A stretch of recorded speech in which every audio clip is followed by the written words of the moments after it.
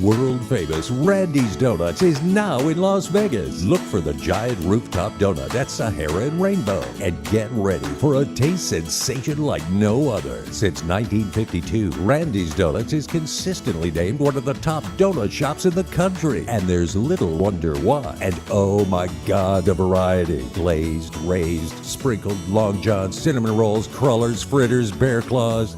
I'm getting hungry. Randy's Donuts, 2170 South Rainbow, at the northeast corner of Sahara and Rainbow. Randy's Donuts, always alive, but always worth the wait. Visit randysdonuts.com or just stop by at the northeast corner of Sahara and Rainbow. You've seen Randy's Donuts in the movies. Now taste them for real. One taste and you'll be back again and again. Randy's Donuts, 2170 South Rainbow, at the northeast corner of Sahara and Rainbow.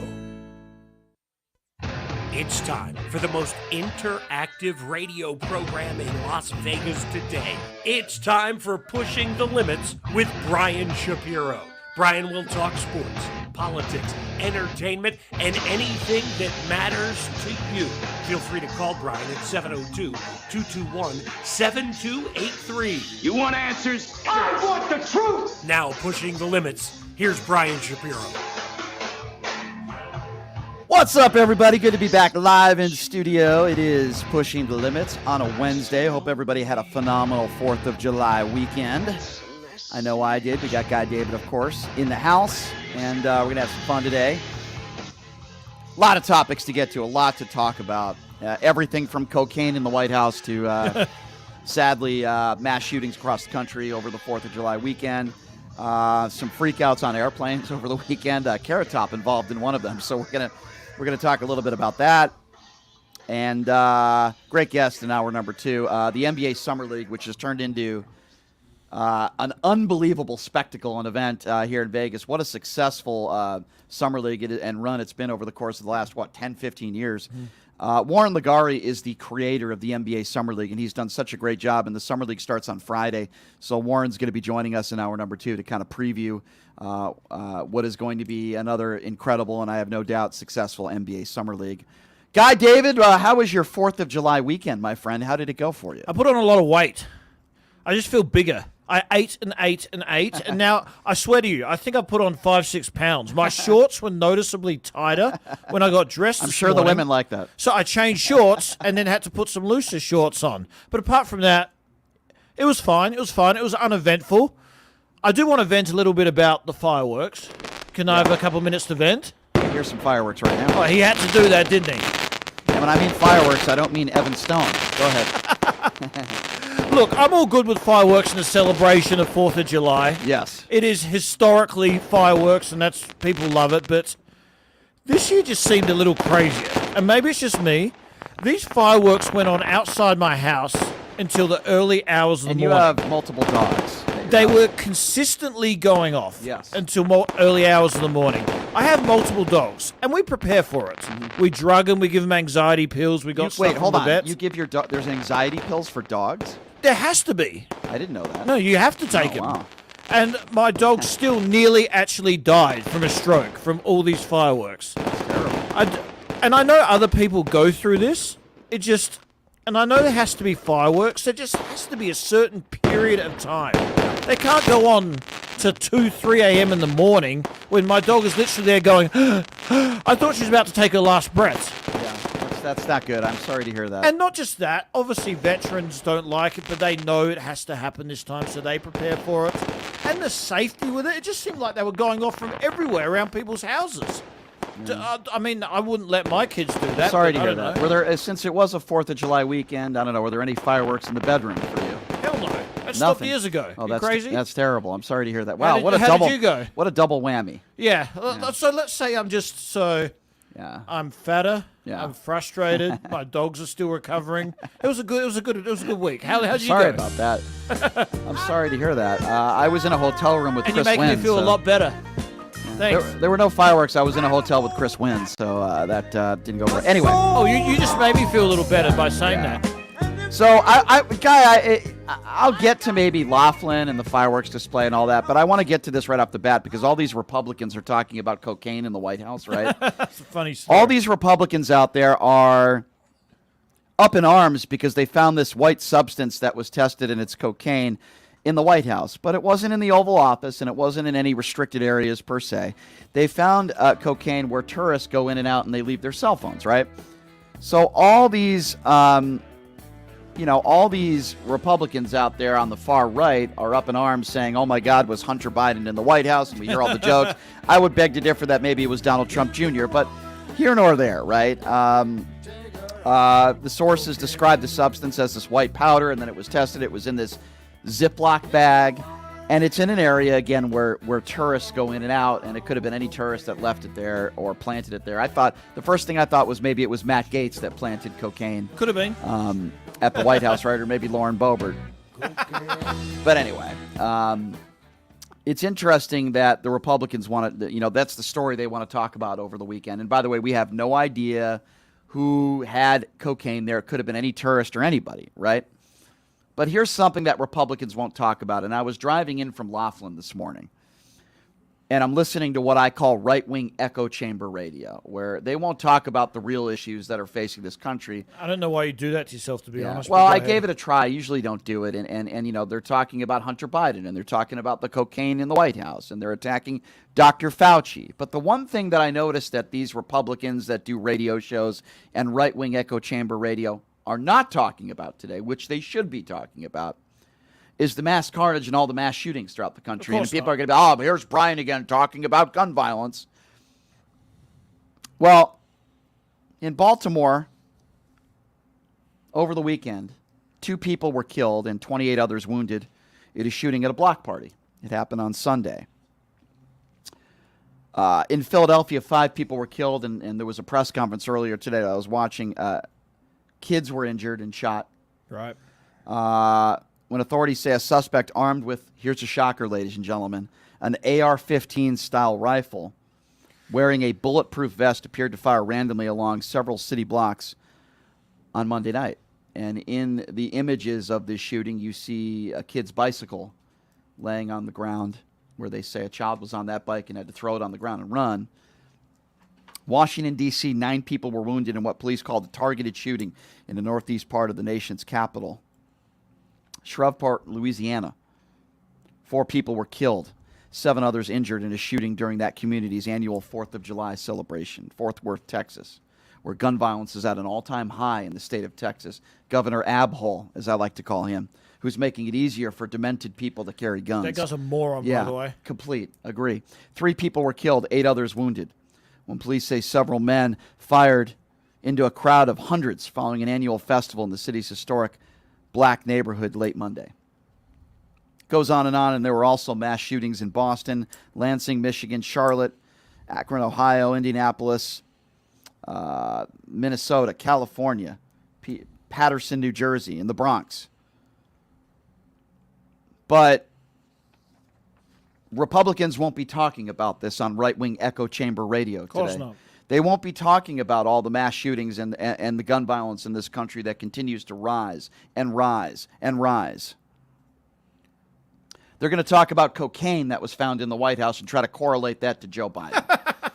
I'm serious. That's what they're doing. I still don't fully believe that. I'm listening to some of these idiots on the air this morning that do syndicated shows, and they're not talking about any of the mass shootings in this country. They're talking about cocaine at the White House. Firstly, that cocaine story. As soon as they tested that substance and found out it wasn't anthrax or something that could have been deadly to people around it, it should have been dropped right there. Because as you said, that was a part of the White House where tourists frequently visit over the weekend. And yes, they're checked by security, but security more so checks for weapons and stuff like that. They can put a little bag of cocaine in any orifice in their body and it can easily be missed. This is obviously what happened.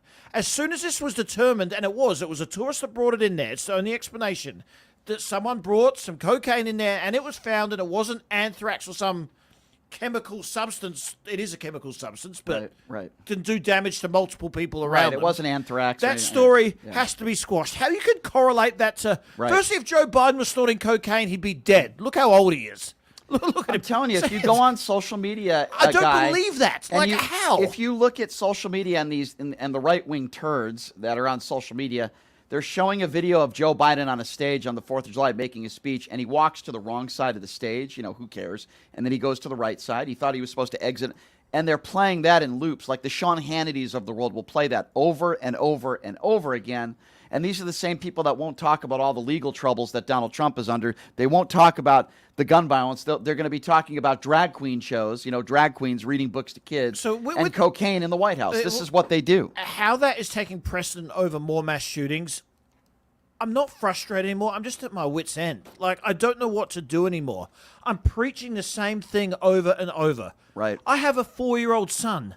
He goes to school. When I grew up in Australia... Maybe I got in trouble at school. Maybe I didn't like my teachers sometimes. Maybe my grades sucked. But I never worried about losing my life at school, ever.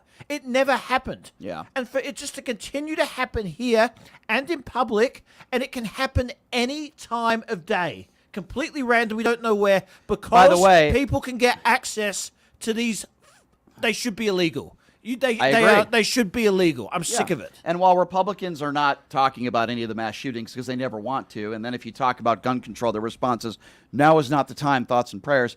In regards to the cocaine story in the White House, it was found in a cubbyhole where visitors put their belongings before taking tourists. So any tourist could have planted it there.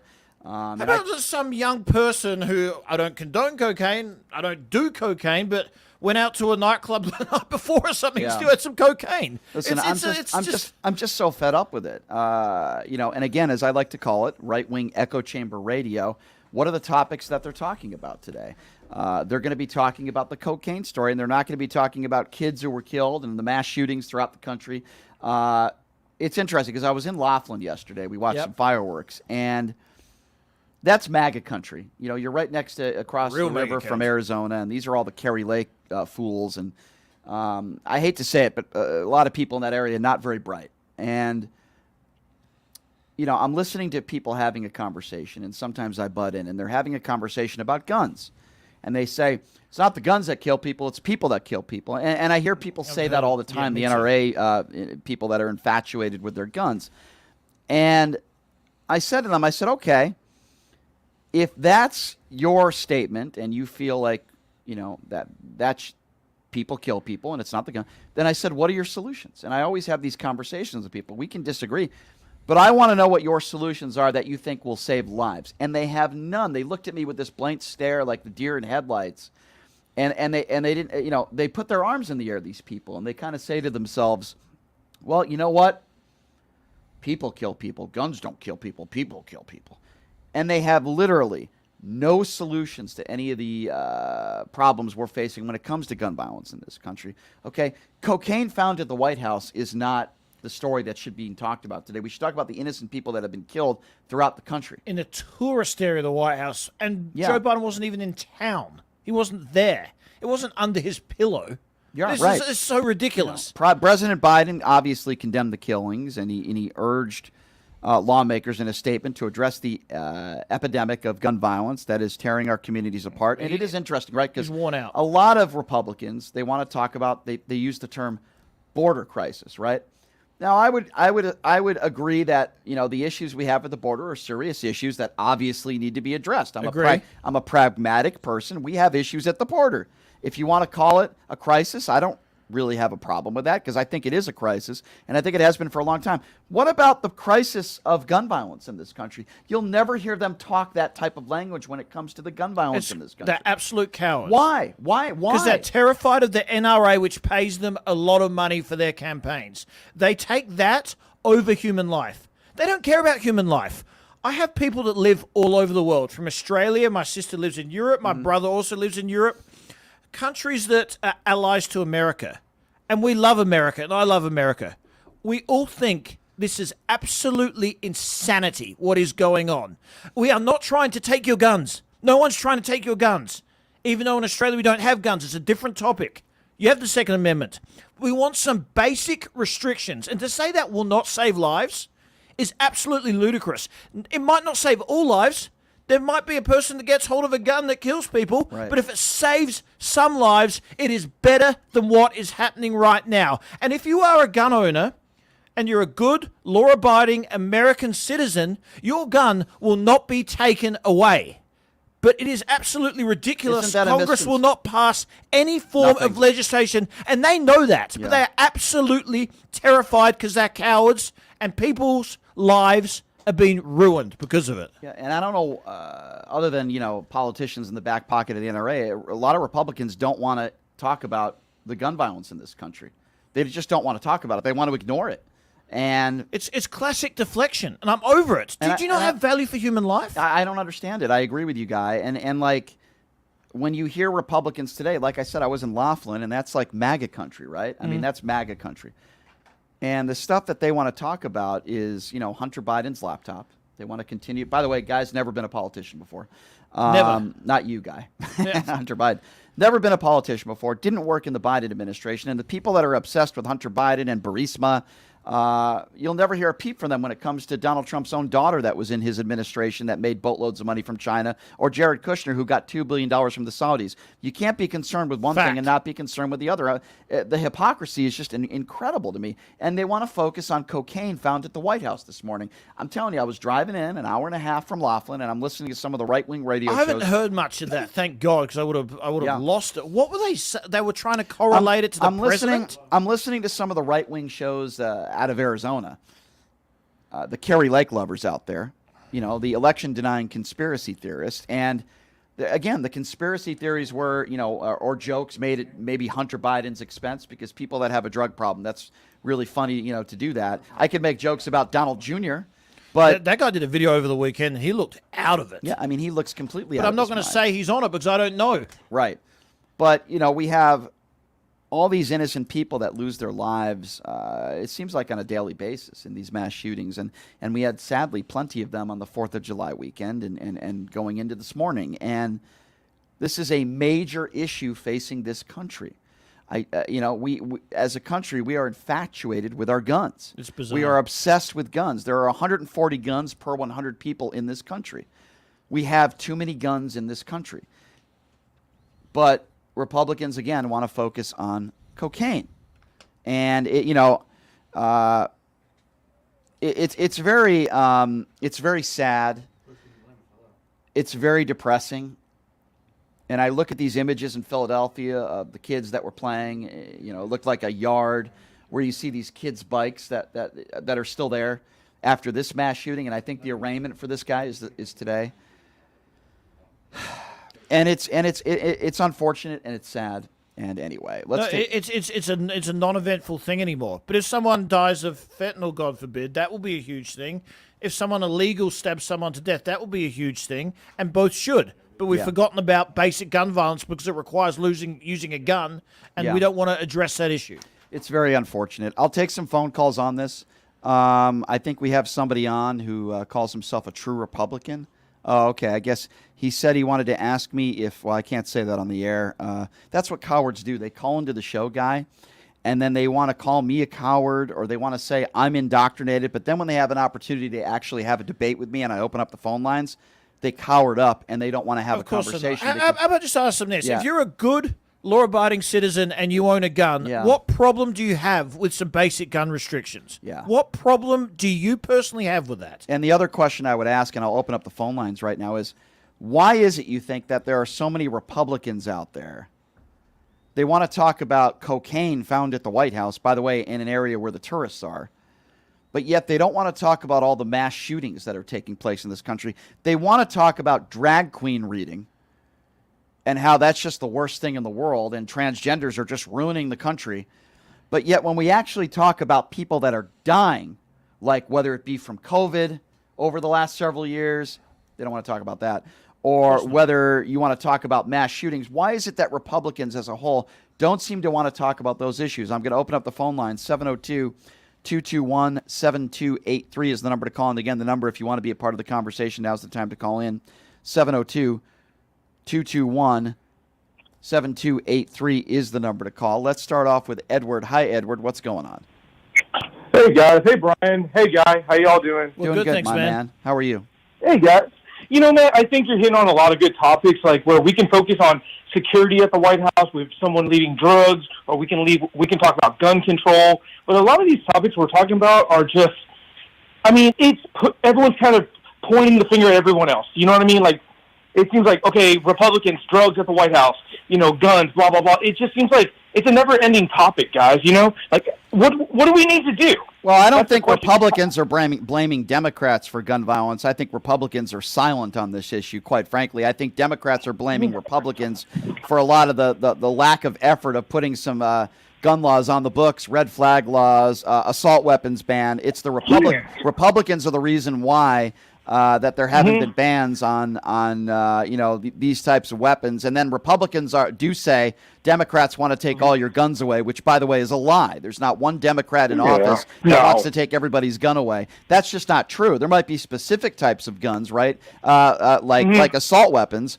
But Republicans are lying on this issue, and they're cowards. I applaud the Democrats on this issue. Don't agree with Democrats on everything, but on this issue, I applaud the Democrats. They're trying to do everything they can. It's just like, Joe Biden puts forth this bill to try to end, student loan debt forgiveness, and then the Republicans attack him for that. And yet the PPP loans... They never had to pay that back, did they? Republicans had no problems accepting PPP loans. I think Republicans, many of them today, are hypocrites. I think an overwhelming majority of Republicans today are only out for themselves. Not to say that there aren't Democrats out there that aren't out for themselves either, because there are. But I think a lot of Republicans out there today are beyond hypocritical. It's just like the evangelical right Christians out there that want to talk about, the sinners, and yet they're the big... Jerry Falwell, perfect example of that. The guy didn't even want men and women to be kissing at his university in public, yet this is the guy who was pleasuring himself watching his wife getting banged by a man. I watched that documentary. So I did too. Yeah, that was interesting. Yeah, I mean, by the way, Republican definition of hypocrisy. Jerry Falwell. Yes. I will say this. I will say this, and maybe we can agree to disagree with all the viewers. But I think maybe every so often, maybe every 50 years, we need to go to the Constitution and look it over, because things change, times change. I don't believe that everyone needs a freaking bazooka to feel safe. Right. You don't need Uzis or like AR-15s, AK-47s. Right. I mean, I believe in self-defense and home safety. I do. Don't get me wrong. Sure. But like, what do I need grenades for? Hey, I'm with you, my brother. I agree with you on that, man. Yeah, I'm with you, brother. And these are the Don't get me wrong. I'm not. Yeah. I believe everyone has the right to be safe. I agree. I agree with that too. Everybody has the right to defend themselves if you're not a felon, and right? bear arms. 150%, I'm with you. But it doesn't mean that we should have to have assault weapons. It's absurd, and it's not getting better, and it breaks my heart when I hear about all these mass shootings that took place over the weekend. But again, Republicans aren't talking about these mass shootings. They're talking about drag queens reading books to kids. They're talking about banning books, right? Ron DeSantis is talking about gender identity, because when we talk about Russia and Ukraine, remember the interview he did on Fox News with Trey Gowdy, when Trey Gowdy asked him, how do we end this war in the Ukraine? And Ron DeSantis' first response was, well, gender identity. I mean, that's where the Republican Party is at. My man, I got to get to some other callers, but it's always good to hear from you, okay? Thank you, buddy. Hey, later, Brian. Thank you. 702-221-7283. Was that really a response? I guess. I don't know. 702-221-7283. Who do we have next? We have, okay, I'm trying to read here.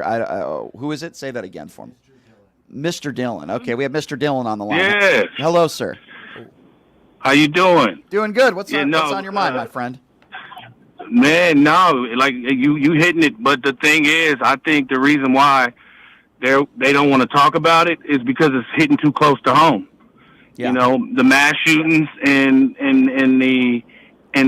having guns. That's what they do. They have mass shootings and they have guns, so they don't want to talk about it.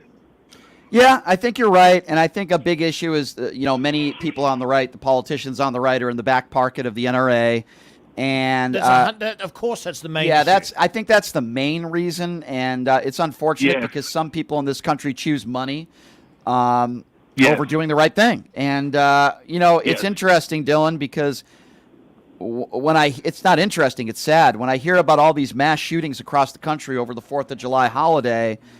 If you put on Fox News, they're not talking about any of these mass shootings. Right? They're talking about cocaine in the White House. A lot of people don't know there were mass shootings over the weekend. Right. If we have Right. I one didn't shooting even in know. Australia, it's the biggest headline because it Yeah. doesn't happen. Right. We Right. become completely Yes. desensitized to it, and that's partly the media's Yes. fault these days. Yeah. What do you think That the is answers are, 100% Dylan? right. What do you think the answers are? Man, I don't have the answer. I mean, Yeah. just literally the big answer is to pretty much get rid of the people that's in politicians right now and put the right Yeah. people in. But that's gonna be hard to do. How about 'cause we like you do said, what Ron it's greed, DeSantis? it's money. I got an idea. Dylan, tell me if you're on board with this. Remember when Ron DeSantis put all those immigrants seeking asylum on a plane and shipped them to Martha's Vineyard? Yes. Here's what we need to do. We need to get all Yes. the MAGAs and put them on planes and ship them to Afghanistan. That's what we need to do.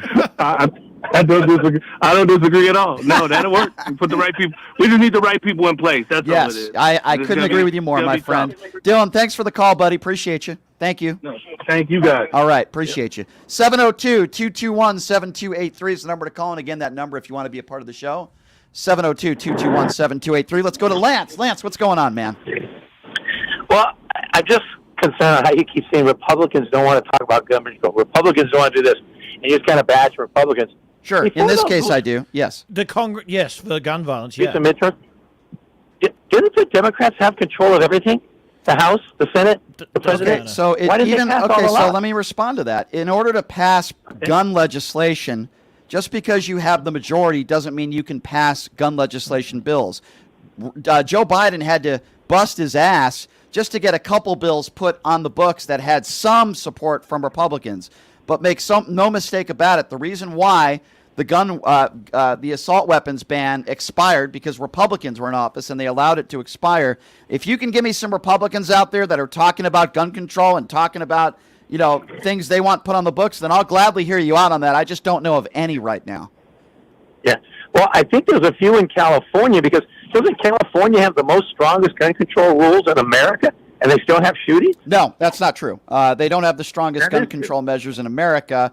And never did I ever say that if you have strong laws on the books, that there's not going to be gun violence. You also have a lot of people that live in the state of California. I don't know if you're aware of that, but so let me ask you a question, sir. Let me ask you a question, if I may, and maybe we can agree or disagree on this, but I want to know what your solutions are because I like having good conversations with people, even if we disagree. I think you would agree with me, right? We don't want innocent people to die. We don't want our kids gunned down in schools. I'm sure you would agree with me on that. So what do you think we should do then? I mean, what do you think we should do?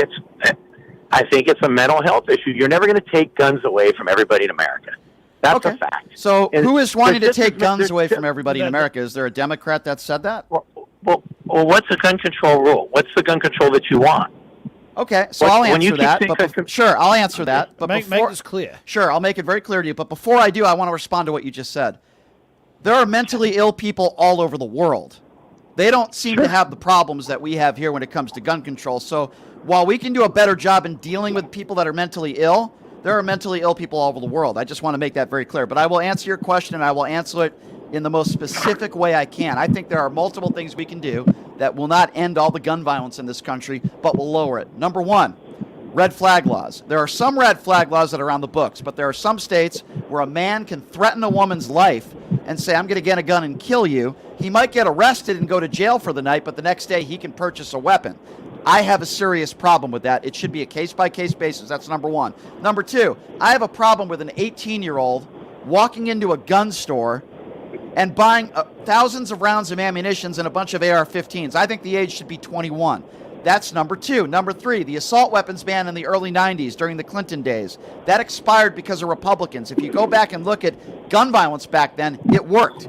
Gun violence dropped. I have a serious problem with that. Also, why is it that when you drive a car, and I know driving a car is a privilege, not a right, but when you drive a car, you have to re-register your car. You have to get your driver's license. They check your eyesight. They check your health. You have to be alongside an instructor that'll teach you how to drive a car. Guess what? We should have some mandatory training. I'm not saying it has to be 100 hours. Give me 3 or 4 hours. If you're going to be purchasing weapons, even if you're a law-abiding citizen, I want to make sure that at least you have an idea how to shoot that weapon. Because if I'm in a supermarket and there's an active shooter, if somebody has a gun on them and they're a good Samaritan, I want to know that they know how to use that weapon. If we just did 2 out of those 4 things, just give me 2, I guarantee you gun violence would drop. Well, one of them was you said 18 to 21. Sure. I don't think that's going to make a difference at all. Your other points are valid. Nobody's arguing that point, but a lot of people are arguing that point. Maybe you're not, and I appreciate that. There are Republicans all over this country that would disagree with everything that I just said. Yep. Well, and that's why, sir, I'm bashing Republicans in office. Not people like you. I'm talking about people that are in office right now. And Republicans do control the House. I'm a reasonable person. And by the way, no Democrat wants to take all your guns away. Republican, not you, but Republicans in office make that claim, and it's a blatant lie, okay? It's a blatant lie. What they talk about are a lot of the things that I talked about, and they want an assault weapons ban. They're not saying if you're a law-abiding citizen, you can't have a gun or guns to protect your family. Republicans lie. They make it seem like Democrats want to take all your guns away, and it's just a blatant lie. Well, the part that the issue I have with you, and I love your show, is that Thank you. You're too far on one side or the other because you want to blame Republicans for anything, but you got to realize when you're saying Republicans lie, come on now. You know, I'm talking about gun violence. This issue. And when I talk about gun violence, I blame Republicans. When I talk about abortion rights, I blame Republicans. When I talk about people who hide behind their religion and make excuses for their bigotry, I usually talk about Republicans. When I talk about the border, it's a Republican and a Democrat problem. There are issues in this country, whether it be inflation, the war in the Ukraine, both sides of the aisle that I have a problem with. I'm an independent, but I lean to the left on social issues. When we talk about, let me say this. There's a reason why 7 of the last 8 elections, Republicans as presidents have lost the popular vote, have lost. It's because most people in America don't side with Republicans on some of the most important issues like abortion. So, I mean, I'm not a Nancy Pelosi fan. I'm not a Chuck Schumer fan. I'm not an Ilhan Omar fan. There's a lot of Democrats I don't like. I didn't vote for Hillary Clinton. I didn't vote for Barack Obama. But you're damn right today when it comes to conspiracy theories, 99% of it on social media today comes from the right. And I've had it.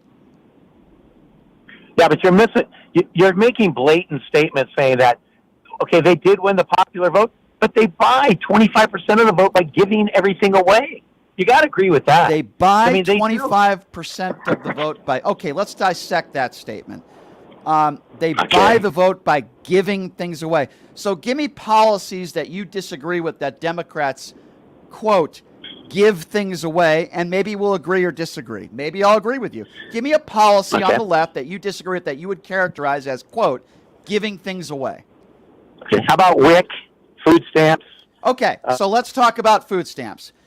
The overwhelming majority of the people that are on food stamps are people that are poor that need help. That's not giving things away. Yeah, well, I think most people, most people would characterize that as helping the poor. That's not giving something away. So we don't help the poor by giving free education.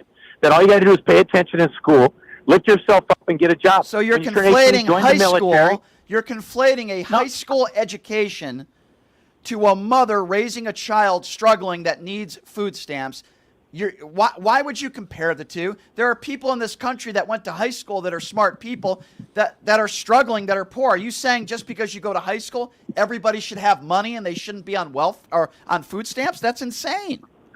That's not insane. I'm saying you have to pay attention in school to start with. So if you pay attention in school, that means everyone has money. You don't have a better chance of being successful. Okay, so you're against welfare and food stamps. Is that what you're saying? No, I'm not against it. You just characterize that as giving stuff away. I characterize it. So if you go to a soup kitchen and they're helping the poor, would you characterize that as they're just giving food away to people? Because they should have gone to high school and concentrated. So let's not have soup kitchens and let's not help the poor. Is that what you're saying? Use your same argument. You made the argument that to have a gun, no. You made the argument that Democrats are giving things away. I mean, hold on. You made the argument that Democrats are giving things away, and the first thing you mentioned was food stamps. And I'm telling you, are you against soup kitchens? Are they giving food away? Are you against that? Why do you have to qualify? Not qualify for food stamps? You have absolutely no idea what you're talking about. No, okay, get rid of this. Sir, I appreciate the call, but I'm not going to do misinformation. You have no idea what you're talking about. When you apply for food stamps, you have to show proof of income or lack thereof, and you have to show You have to fill out a whole packet. What are you talking about? I've tried to do it before. This guy has no... See, this is my problem. Sir, I appreciate you listening to the show. You're welcome to call back anytime. But you don't know what you're talking about. Brian, I went with a friend that was doing it that needed the help. Right. And they still couldn't qualify him. And his income was very, very low. They looked at everything. Yeah. And he had to prove a lot of information. Here's exactly what I'm talking about, Guy. I appreciate him calling in and willing to have a debate with me. I always do. Of course. But he doesn't know what he's talking about. His biggest issue with Democrats is, quote, they give things away. And then he brought up food stamps. He doesn't know what he's talking about because then he says, you don't have to do anything. You could just, I've seen it. It's not true. It's simply not true. He's making it like you can just walk up and get qualified for food stamps. There's a process you have to go through. You have to get an interview. He doesn't understand. It's just like a soup kitchen. If you're going to characterize food stamps as they're just giving things away, you got to show then let's every little bit of money you make. Let's get rid of homeless shelters. And let's get rid of, and then his comment about how, well, if you go to high school and you just pay attention, then you're not going to go on food stamps. That's the most ridiculous thing I've ever heard in my life. There are plenty of intelligent people that work hard, that went to high school, that are struggling out there for all sorts of different reasons. Brian, how can I get our point across that we are not trying to take guns away? Like, what else can I say? I'm exhausted. We're not trying to take guns away. Basic gun restrictions. If you are a law-abiding citizen, you have the right to own a firearm to protect your family. Correct. That is not what I'm saying. Right now, there's virtually no restrictions that I think are acceptable that get passed in Congress. Yes. Republicans still control the House. Democrats control the Senate. And, you it's need interesting more than that. because somebody on social media said the biggest problem is Democrats is they're giving taxpayer money to illegals. What they don't understand is that Donald Trump's policies were almost identical to Joe Biden's policies when it came to illegal immigration. It's not a Democrat problem. It's not a Republican problem. It's an American problem. And yes, there is a crisis at the border. But for somebody to call in and their biggest issue with Democrats is that they give too many things away, that might be the case in some issues, but it ain't the case with food stamps. And with all due respect, that guy had no idea what he was talking about, and he doesn't understand the process of how to get food stamps. How could you make, and then again, talking about guns, he talks about, well, we have a mental issue in this country, too many mental illness. Okay, again, I say there are mentally ill people all over the world. Why do we have that problem here? It's easier for people to get access for guns here that are mentally ill than in any other country in the world. We have a lot of mentally ill people in Australia, too. Every country does. Sure. My cousin was mentally ill. He jumped off a cliff. Yeah. That they can't get those assault rifles that kill people very quickly. They can't get access to them. Exactly. It's just so simple. I don't understand this. Why do you want to continue losing human life? We've become desensitized to it. I agree. Not many people know about what happened over the weekend. Any other country in the world, any other Western country in the world, it would be the biggest deal. It would be everywhere. Because innocent people who we care about, who are our fellow citizens, lost their lives over a long weekend where they're supposed to be celebrating America when they shouldn't have. And they're not getting that life back. I agree. I feel your frustration, and I agree with you. And it's very frustrating.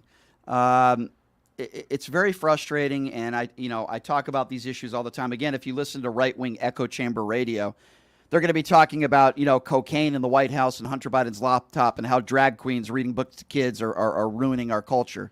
They're not cocaine in the tourist West Wing section of the White House where everyone goes through. Exactly. Not where they sleep. They're not going to be talking about kids that were massacred over the weekend in mass shootings, and they won't be talking about that. 702-221-7283. Again, the number to call if you want to be a part of the conversation. 702-221-7283. Let's go next to Chris. Chris, what's going on? Hey, what's going on, man? I see that you're arguing the point of firearms. I work for an FFL. Okay. I sell firearms legally. You saying that there's no restrictions is complete and Where did I say? asinine Where did I statement. say that there were, quote, no restrictions? Did I say that? Yeah, you said that. No, I didn't. I just I don't watched on listen. TikTok. If we're going to have a conversation, don't make things up. I never said there were no gun restrictions. Yeah, you That's did. absurd. You I said said there I were want more little, restrictions. there were little restrictions. I just watched you on TikTok. I never said, quote, there are no restrictions. You're lying, okay? Here's what I said, so I'd like you to listen. There needs to be more restrictions. I just named several of them. I never said there were no gun restrictions. That would be an idiotic thing to say. Of course there are some gun restrictions. I don't know if you misheard me or you're just trying to make a straw man argument or you're trying to say something. Sir, I didn't say that. Now, is there anything that I actually did say that you disagree with? I'm happy to have that conversation with you. Well, first of all, you said, well, I got to know if these people are going to go, if there's a problem in a supermarket. I got to know if this guy carrying a gun is going to be able to protect me or stop the threat. You wanted some training. Gun ownership is not all about that. Gun ownership is you taking the responsibility to protect yourself, your family. So you don't and the think people anybody that you should love. have to train them? It's not my responsibility Okay, to so protect let me ask you in a question then, supermarket because when we're something's talking- gone bad, when you have the same absolute right. Okay, so I was speaking particularly to training. I believe that if you purchase a gun legally, that there should be a couple hours of mandatory training, because I would prefer, because I don't know if you even understand maybe I'll explain it again. If I'm in an active shooter situation and there's a good Samaritan with a gun, I would prefer somebody that has some training over somebody that doesn't. I think that's a very reasonable opinion to have. But why wouldn't you have a gun in that position? Why If more wouldn't people I carry have a a gun? Okay, you're all firearm- over the place. First of all, Some people don't want to. okay, some people in this country don't want to own guns. That's their right, just like it's your right to own a gun. Yeah. And it's not my right to protect you as a gun owner. I never said it It's was not your my- right. it's- Okay, it's- sir, and have you ever taken where a did I training say class? that you are have you a to gun owner, protect me and as a have you gun ever owner? taken a training class? Okay, sir. If you want to make this somewhat of a compliant, because it is compliant in some states that you have to have some kind of training. Have you ever done a training class, a true and intimate training class like the introduction to handgun? Have you ever done that? Have you ever done that course? And have you ever paid for Is one that of those mandatory? courses? Is Do you that know mandatory? how much those courses cost? Is that mandatory, sir? In some states, it is. What states is it mandatory to have gun training to purchase a gun? I believe Illinois. You believe I believe Illinois. some I believe states you're are- wrong. I don't believe that you have to have training in Illinois to purchase a Yes, weapon. you do. Okay. Yes, so you one do. state. Can you name any other states? Let's say you're right. I think another one is going to be. You think. Okay, so what you're is making it, an New argument Jersey? and you don't know. Okay. New Jersey? So okay, so you're not sure. And by the way, you're wrong. You don't need to train in New Jersey to purchase a gun. But let's just assume one state you're right. Is that enough? Are you okay with that? There's more than one state, man. But you don't There's know more what than the one states state. are, but you're trying to make But an argument that you don't it is. understand Okay. the cost. Fair enough. provisions. Are there Do you know any how other much arguments ammunition that is now? you'd like Do to you really make, sir? think 18-year-olds are going in the store like you say? 18-year-olds are going in there and buying gobs Yeah, of ammunition? Uvalde, the No. Uvalde shooting. No, is they're not. The I Uvalde work at shooting is a an perfect FFL. example of that. Okay, they're not. Let me give you a few examples, takes sir, one school because to- again, you have absolutely no idea what you're talking about. No idea. I Okay, work for an calm FFL. down. You're going to be quiet now, and you're going to listen to me, and I'm going to train you. You like to use the word training? Sir, this is your training, okay? Just like you train a child how to potty, now I'm training you, sir, okay? In Uvalde, he was 18 years old. He legally purchased a gun. He shot his grandmother in the face, and then he massacred a bunch of young kids. The shooter in Buffalo, 18 years old, legally purchased a gun. So you have no idea what the hell you're talking about, and get off my show.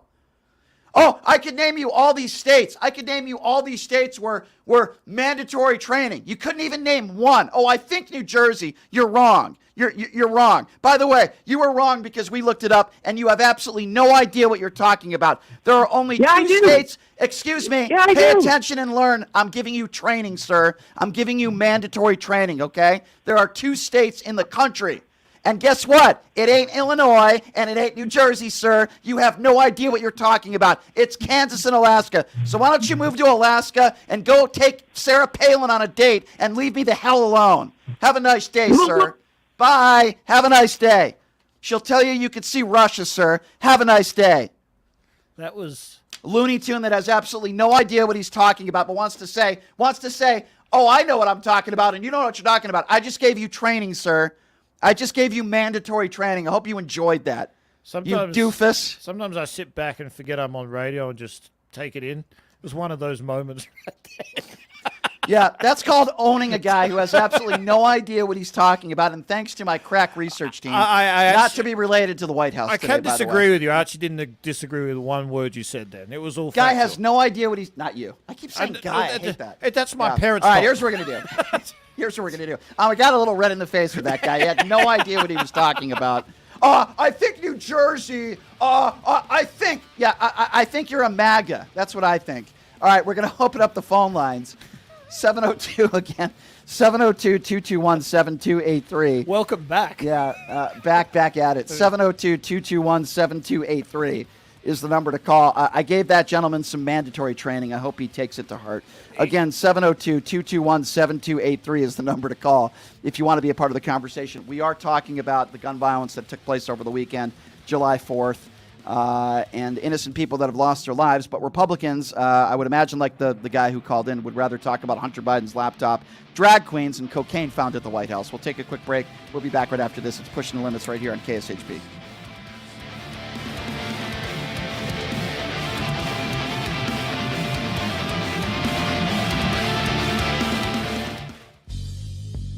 Hey everybody, are you struggling to find a pizza place that reminds you of Brooklyn? That true blue New York style pie? Well, worry no more. Stallone's Italian Eatery Pizza is a knockout. We're located at 467 East Silverado Ranch Boulevard, just off of Premium Road, half a mile east of South Point Casino, just minutes from the Las Vegas Strip. Come by and grab a slice of pie. Plus, check out our Brooklyn-inspired Italian cuisine. Our sandwiches are super. Hero, that is. Because why be a sub when you can be a hero? Stallone's Italian Eatery is here to serve you phenomenal food, Vegas. Forget about it.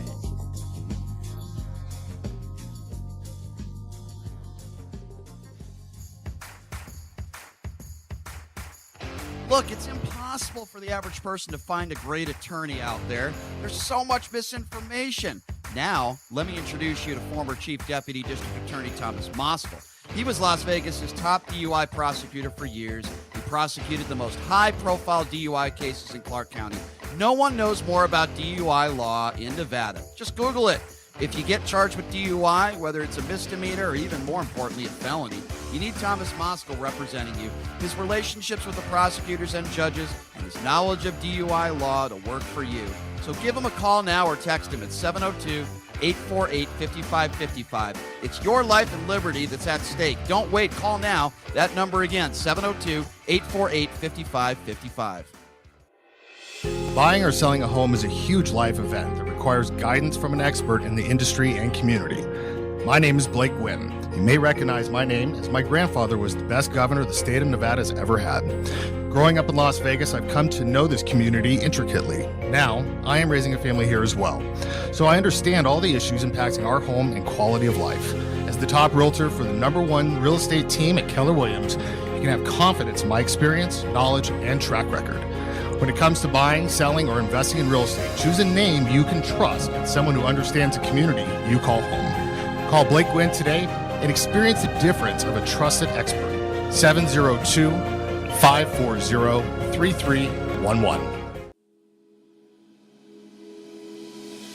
Sapphire Pool and Day Club, the world's only topless gentlemen's day club, introduces its 2023 pool season lineup with a bevy of beauties and social media celebrities throughout the summer who will all host alongside hundreds of Sapphire's topless poolside entertainers.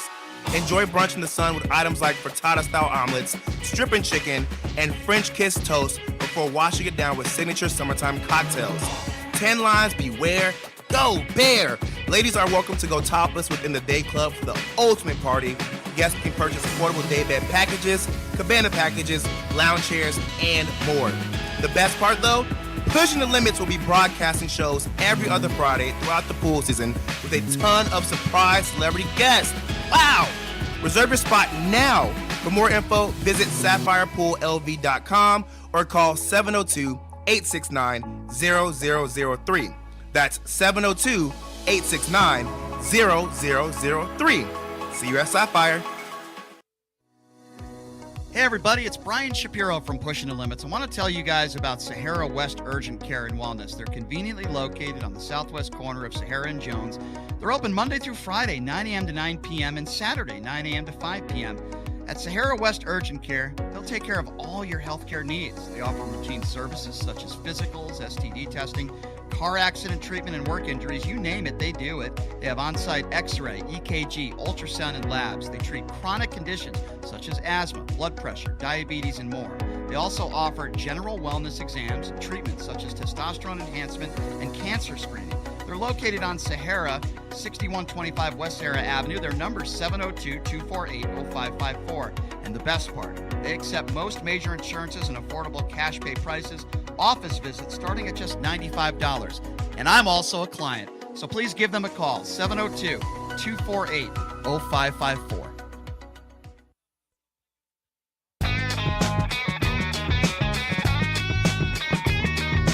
Hi, welcome back. It's Pushing the Limits on a Wednesday. It's good to be back. Good to be back. Raise some blood pressure. Check out Sahara West Urgent and Primary Care in case you have high blood pressure. They're located at 6125 West Sahara Avenue. No appointment needed. Give them a call. 702-248-0554. You can also visit them online at SaharaWestUrgentCare.com. And they take most insurances. If you don't have insurance, $95 copay. Sahara West Urgent and Primary Care. We've been talking about the mass shootings that took place over the weekend, during the holiday weekend, and we had a guy call in. Last guy who called in, that was mesmerizing. He didn't know what he was talking about. And then we had another guy called in who said his biggest problem with Democrats is that they give stuff away. He mentioned food stamps, and then he didn't understand that not anybody with money can just walk up and get food stamps. It's a process. I don't mind debating people, and I don't mind disagreeing with people, but you can't just say things that aren't true or say things that I said on the air that I didn't say. Guy calls in and says, "You said there's no gun control, there's no gun laws." When did I say that? You've got to have facts. Yeah, just people make stuff up. I'm glad you got your veins out of your neck. They've calmed down. That break came at exactly the needed time. We just needed three minutes. Number to call, 702-221-7283. Now's the time to do it. We might not take calls next hour. I think we're going to go to Tiffany first. Hi, Tiffany. Hi, how are you? Hi, good, Tiffany. Thanks for calling in. What's on your mind? I'm doing pretty good. Hope you're having a blessed day. Thank you. Well, that last caller got me a little fired up, but I'm okay now. I've calmed down. Well, I can understand being upset considering the level of mass shootings going on in this country. It is a complete and utter despicable travesty in this country. Yes, agreed. Yep. But on the position of gun control, you and I do have a different look. Okay. And that's okay. Tell me why you disagree. Because I have two simple questions for you, and it's very simple, okay? One at a time. One at a time. Don't confuse me. Pick any mass shooting from start to finish that's ever taken place in this country. Sure. Okay? Pick one of them, pick all of them. I don't care. Okay. Right. At any point in time, did any of those firearms fire themselves, or was there a human being pulling the trigger?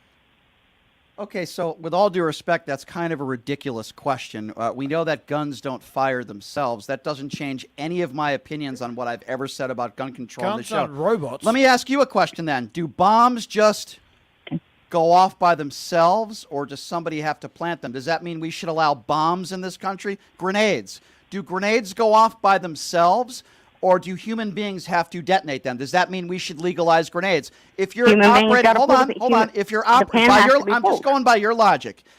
If you drive a tanker, does a tanker shoot weaponry by itself, or does somebody have to operate it? Now, of course, any logical person would say, no, a person needs to be behind it. But there are still reasonable laws that say you can't have grenades. You can't have certain things in this country because they're dangerous. Right, okay, and see, there you go. Reasonable laws. I agree with having reasonable laws. So do you think it's reasonable? Background check? So do you think it's reasonable that an 18-year-old, the day he turns 18, with no training on how to use a weapon, can walk into a gun store, buy 10 AR-15s and thousands of rounds of ammunition, and that's not some sort of red flag, and we should allow that to happen in this country? Is that reasonable? That an 18-year-old can walk into a store and without any education on a firearm can walk in and buy as many firearms as he wants? Do you think that's reasonable? No, that is a level of stupidity that somebody should be kicking their gizzards for. There's my point, because in this country, an 18-year-old can do that with no level of training. Let's start on areas where we agree. I know 21. We're not going to agree on everything. Bottom line, 21. Okay, we agree. And listen, it's okay that we disagree. But you're using the argument of it's not people that kill people, it's or it's not guns that kill people, it's people that kill people. And my point is, saying, go ahead. But you're saying that we need more laws, more laws, more laws, more laws. But at the end of the day, I want you to name me one criminal that commits any form of violent crime. I don't care if it's assault and battery, SA, pick anything. Name me a criminal that they're going to pick that particular law and they're going to follow it, because they don't. Okay, so that doesn't mean. Okay, so let's go with this then. Does that mean that we should just put our hands in the air and say there's nothing we can do because criminals are always going to commit violent acts? Or do you actually have solutions and things that you would like to see put on the books? We just agreed on one thing. You think it should be 18 to 21. So your argument, you're basically saying criminals are going to get their hands on weapons anyway, but yet on the other side of things, you agree with me that it should be 18 to 21. So I'm trying to understand where you fall here. What are your solutions? This is my solution. Number one, we can agree that criminals do not follow the law of any law. I mean, you're a criminal, you break the freaking law, right? Mm-hmm. Okay. So, the one thing we don't want to do is have your rights infringed on, my rights infringed on. We want to be able to live as we see fit, correct? And what have I ever said that... So, in order to do that... Let me just ask you, because you just said something. Everything that I've talked about when it comes to gun control, what have I ever said on this show that would infringe on your rights? You believe?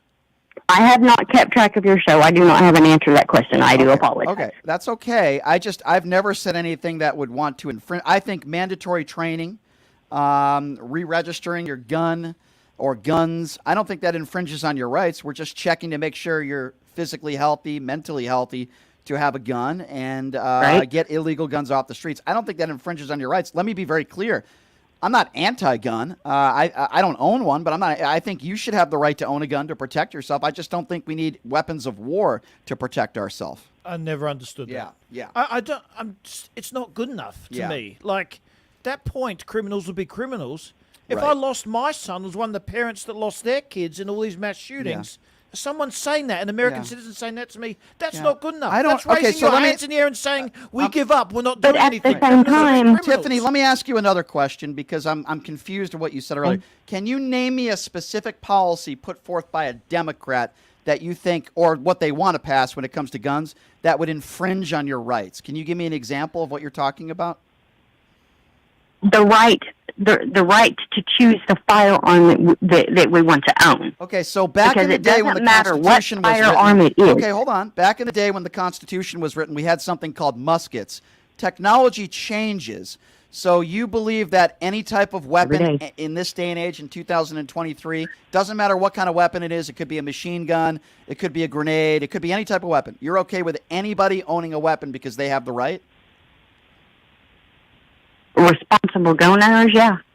So you're okay with any responsible gun owner, in your opinion, owning grenades and machine guns? You're okay with that? Yep.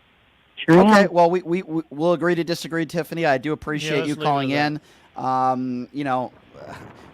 I would say is I think that's kind of a ridiculous take. As long as, in your opinion, somebody's a responsible gun owner, they can own any type of weaponry that our military service has. I'm sorry, I just disagree. I'm completely confused by the people fire the gun. Yeah. Yes, they can get their hands on the gun and they fire it and it kills people. And what if they can't get their hand on the gun because there were some restrictions that help prevent it? They couldn't fire the gun. Yeah. I don't get the point. Yeah. I'm going to try to steal one more call and then I got to go to break. But I got to take one more call. I'm running a little late. But we'll take one more call, then I got to go to break. This is going to continue happening. There's going to be continued people losing their lives, and we don't care. I agree. We literally don't care. I agree. All right, quickly, I got about a minute here. Let's go to Herb. That's not it at all. Herb, go right ahead. Brian? Yes. Okay, Brian, do you know all the shootings that have taken place this year, and there's been a lot of them, guess what percentage have been done by long guns? Okay. And you know what I mean by long guns, right? Let me ask you a question. No, Brian. Brian, you always do You're this. asking me Answer how my many question, shootings have occurred with long guns. And I'm asking you, when we talk about mass shootings and some of the biggest mass shootings in this country, including Las Vegas, Uvalde, Columbine, where we have more than 10 people that have been killed. Why is it that you want to make a defense that you think, no, it's the long guns and let's keep all the assault weapons on the streets? Why is that? Brian, I'm just asking you a basic question. And I'm making a basic statement responding to your question. Listen. And I'm making a basic statement.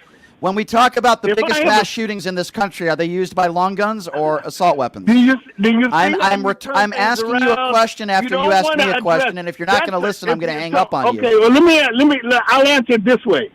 If you stop all the long guns from being sold, all the assault weapons, if you stop that, that's just putting a Band-Aid on the problem. You're still going to have a bunch of shooting. Okay, that's the dumbest thing I've heard. That's the dumbest thing I've ever heard in my life. We are missing the point so badly here. If every one of these massacres have killed over 10 people, right? They've all happened with assault-style weapons. I know there's still people that are killed by handguns every day. I get that. The guy just said if we ban assault weapons, shootings are still going to happen. I mean, I'm not even going to respond to that. It's so ridiculous. Anyway, appreciate all the calls. We're going to take a quick break. I guarantee you 20 people in a school wouldn't be killed in a matter of 20 minutes. Yeah, it doesn't make sense. This is ridiculous. It is. It's ridiculous. I know this conversation's not going away. NBA Summer League, by the way, is coming up. So it's going to go away right now. Why doesn't this happen anywhere else in the world? No, it doesn't. Why? It doesn't. NBA Summer League coming up on Friday. Sorry, I'm shutting That's okay. I feel your frustration, my friend. I've been dealing with it for 10 years at least. Coming up next, Warren Ligari, the creator of the NBA Summer League, is going to be joining us. NBA Summer League in Las Vegas starts on Friday. We'll take a quick break. Be back right after this. You're listening to Pushing the Limits right here on KSHP.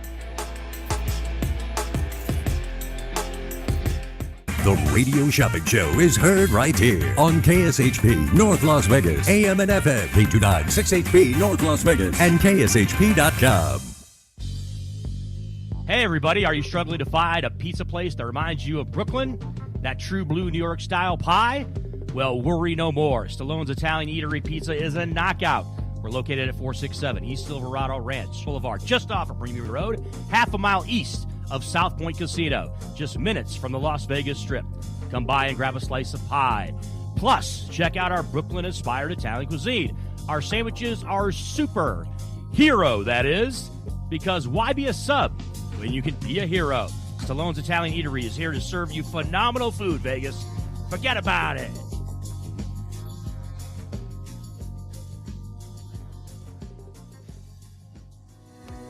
Hey everybody, it's Brian Shapiro from Pushing the Limits. I want to tell you guys about Sahara West Urgent Care and Wellness. They're conveniently located on the southwest corner of Sahara and Jones. They're open Monday through Friday, 9 a.m. to 9 p.m. and Saturday, 9 a.m. to 5 p.m. At Sahara West Urgent Care, they'll take care of all your healthcare needs. They offer routine services such as physicals, STD testing, car accident treatment, and work injuries. You name it, they do it. They have on-site x-ray, EKG, ultrasound, and labs. They treat chronic conditions such as asthma, blood pressure, diabetes, and more. They also offer general wellness exams and treatments such as testosterone enhancement and cancer screening. They're located on Sahara, 6125 West Sahara Avenue. Their number is 702-248-0554. And the best part, they accept most major insurances and affordable cash pay prices, office visits starting at just $95. And I'm also a client, so please give them a call, 702-248-0554.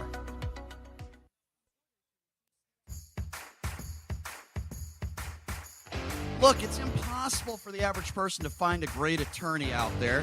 There's so much misinformation. Now, let me introduce you to former Chief Deputy District Attorney Thomas Moskal. He was Las Vegas's top DUI prosecutor for years. He prosecuted the most high-profile DUI cases in Clark County. No one knows more about DUI law in Nevada. Just Google it. If you get charged with DUI, whether it's a misdemeanor or even more importantly, a felony, you need Thomas Moskal representing you. His relationships with the prosecutors and judges and his knowledge of DUI law to work for you. So give him a call now or text him at 702-848-5555. It's your life and liberty that's at stake. Don't wait. Call now. That number again, 702-848-5555. Buying or selling a home is a huge life event that requires guidance from an expert in the industry and community. My name is Blake Wynn. You may recognize my name as my grandfather was the best governor the state of Nevada has ever had. Growing up in Las Vegas, I've come to know this community intricately. Now, I am raising a family here as well. So I understand all the issues impacting our home and quality of life. As the top realtor for the #1 real estate team at Keller Williams, you can have confidence in my experience, knowledge, and track record. When it comes to buying, selling, or investing in real estate, choose a name you can trust and someone who understands the community you call home. Call Blake Wynn today and experience the difference of a trusted expert. 702-540-3311. Sapphire Pool and Day Club, the world's only topless gentlemen's day club, introduces its 2023 pool season lineup with a bevy of beauties and social media celebrities throughout the summer who will all host alongside hundreds of Sapphire's topless poolside entertainers. Enjoy brunch in the sun with items like frittata-style omelets, stripping chicken, and French kiss toast before washing it down with signature summertime cocktails. 10 lines beware. Go Bear! Ladies are welcome to go topless within the day club for the ultimate party. Guests can purchase affordable daybed packages, cabana packages, lounge chairs, and more. The best part though? Pushing the Limits will be broadcasting shows every other Friday throughout the pool season with a ton of surprise celebrity guests. Wow! Reserve your spot now. For more info, visit sapphirepoolLV.com or call 702-869-0003. That's 702-869-0003. See you at Sapphire. NBA 2K24 Summer League is back. Catch 76 games featuring all 30 NBA teams July 7th through the 17th at the Thomas & Mack Center in Cox Pavilion. See the brightest young stars take center stage right here in Las Vegas. Adults $45, kids $35. Reserve and VIP seats available. Tickets on sale now at the Thomas & Mack box office, NBAEvents.com, or call 702-739-FANS. Ticketing fees apply.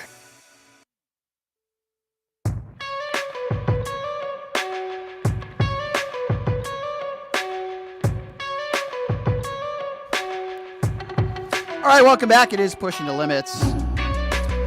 As I've said on this show before, my parents are actually buying a home here, and the first person that I told them to call was Blake Gwynn from Keller Williams Group.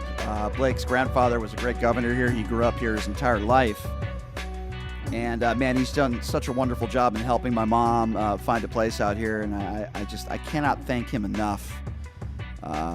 Please give Blake a call. He will take care of you. 702-540-3311. I'll give out that number again. It's 702-540-3311. He's Blake Gwynn with Keller Williams. If you're thinking of buying or selling a home, I'm telling you, there's no better person in Vegas to contact. Call Blake. Again, 702-540-3311.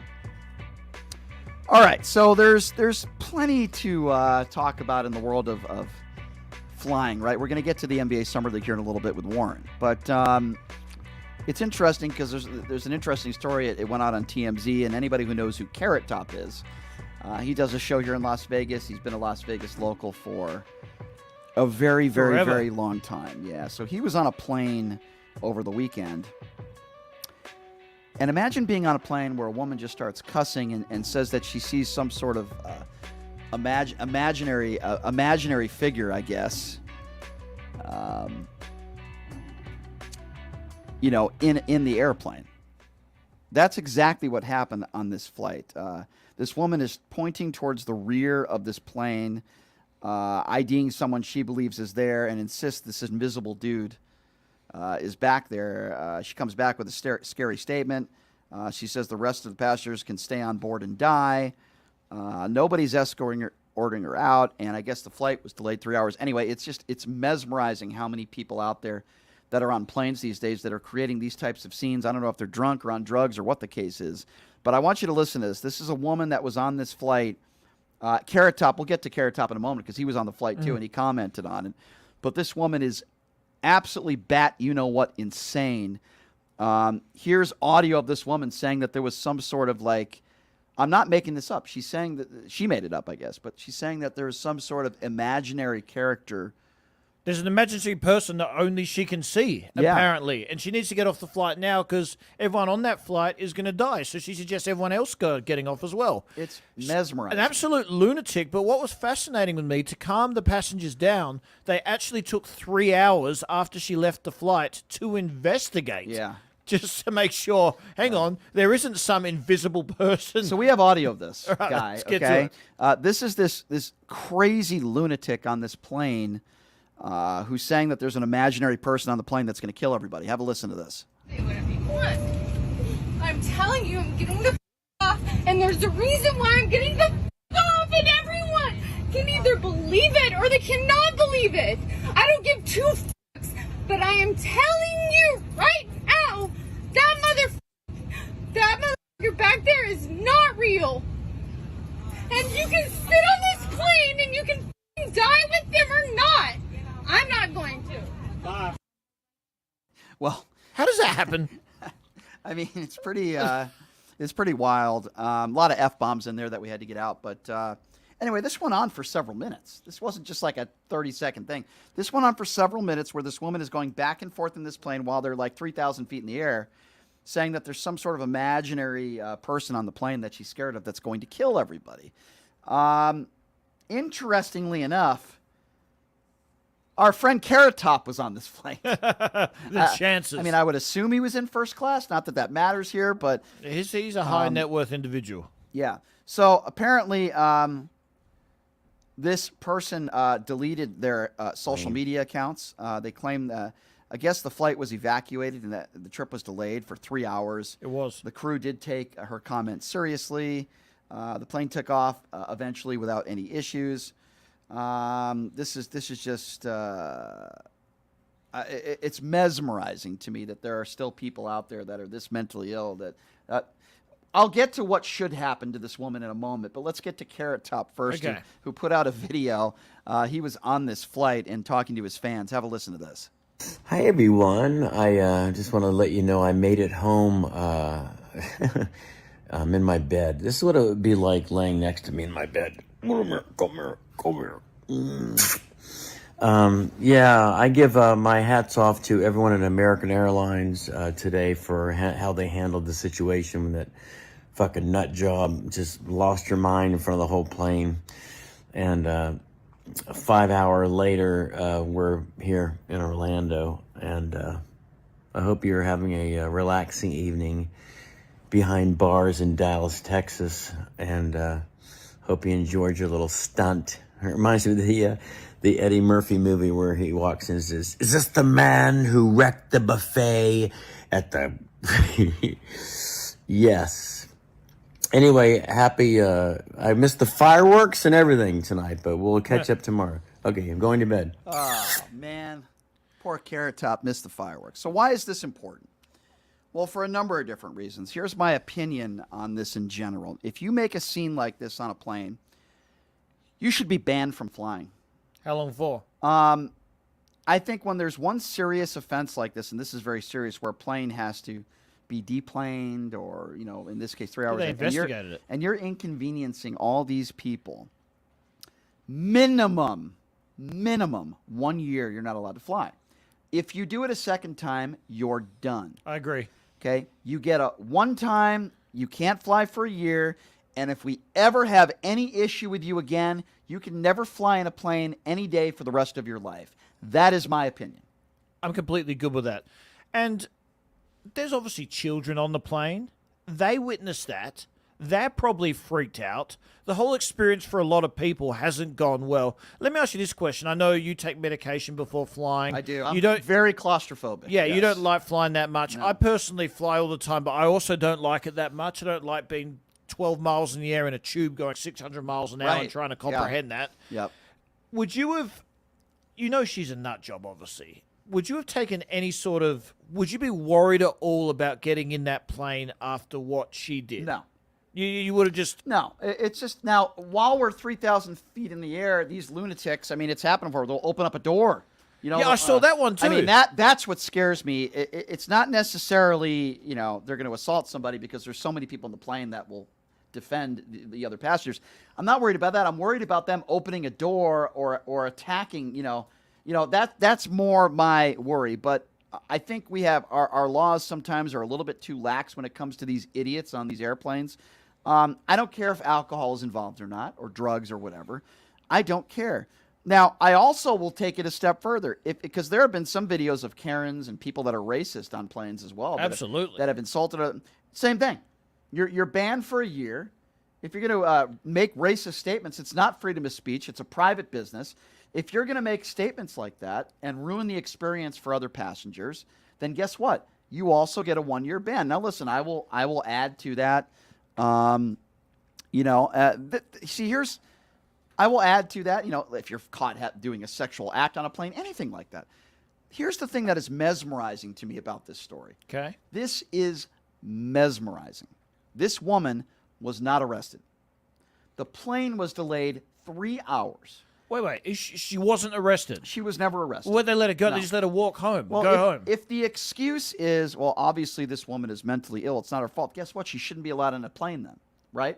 She should have absolutely been arrested for doing that. I have a serious problem with the rules and regulations and the lack rules when it comes to unruly passengers that act like this. You I don't can't behave like that and cause so much inconvenience. It doesn't matter whether you're mentally ill or not. If you do something like this and a plane, it's incredible to me. Beckham Jr., a guy who used to play for the Giants, right? I don't know where he's at Odell now. Beckham Jr. Yeah, Odell Beckham Baltimore. Jr. So he had a situation 6 months ago where he wasn't listening to the flight attendants. He wasn't putting his seatbelt on. He wasn't responding. Because of what he did, the plane had to be deplaned. And, he was escorted out. And he's allowed to fly. And I say to myself, if you're one of these people, mentally ill or not, and you create an event like this from occurring, in this case, a demented woman who thinks there's this invisible person on the plane that's going to blow up the plane, and because of your statements and you're scaring passengers, and because of that, a plane has to be deplaned or delayed 3 hours, or whatever the case may be, there has to be repercussions.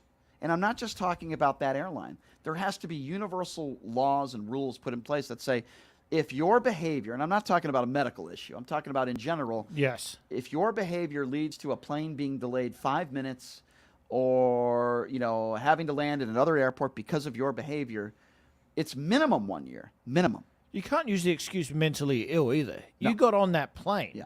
You get arrested. You can get assessed later if you're mentally ill, but you just can't say, I'm mentally ill, I behave like that. Yeah, I mean, that's completely ridiculous. And it's happening all the time now. What's the point of flying? The point of flying is to get from point A to point B safely without disturbance. That's what we all want to do, right? We want to get to our destination. This can't be tolerated. It can't be tolerated. I agree with you. And I'm getting sick and tired of these lunatics on airplanes that continue to make scenes. But it's worse than just causing a scene. Then you're scaring passengers, and flights are delayed. And, if I had it my way, if you cause a scene like this, you should never be allowed to fly again. But we'll give you a 1-year ban. And then if it happens again, you're done.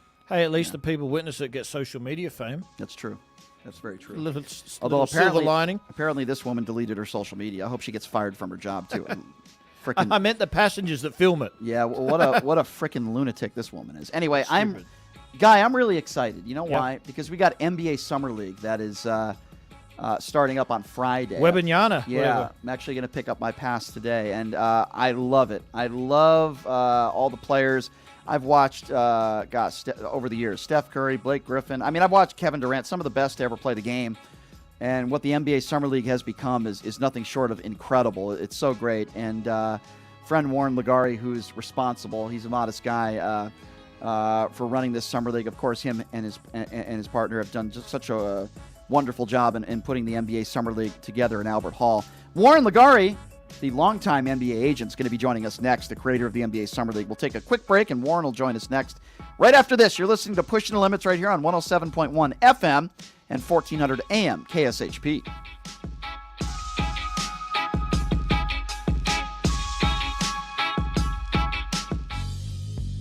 Hey, everybody, are you struggling to find a pizza place that reminds you of Brooklyn?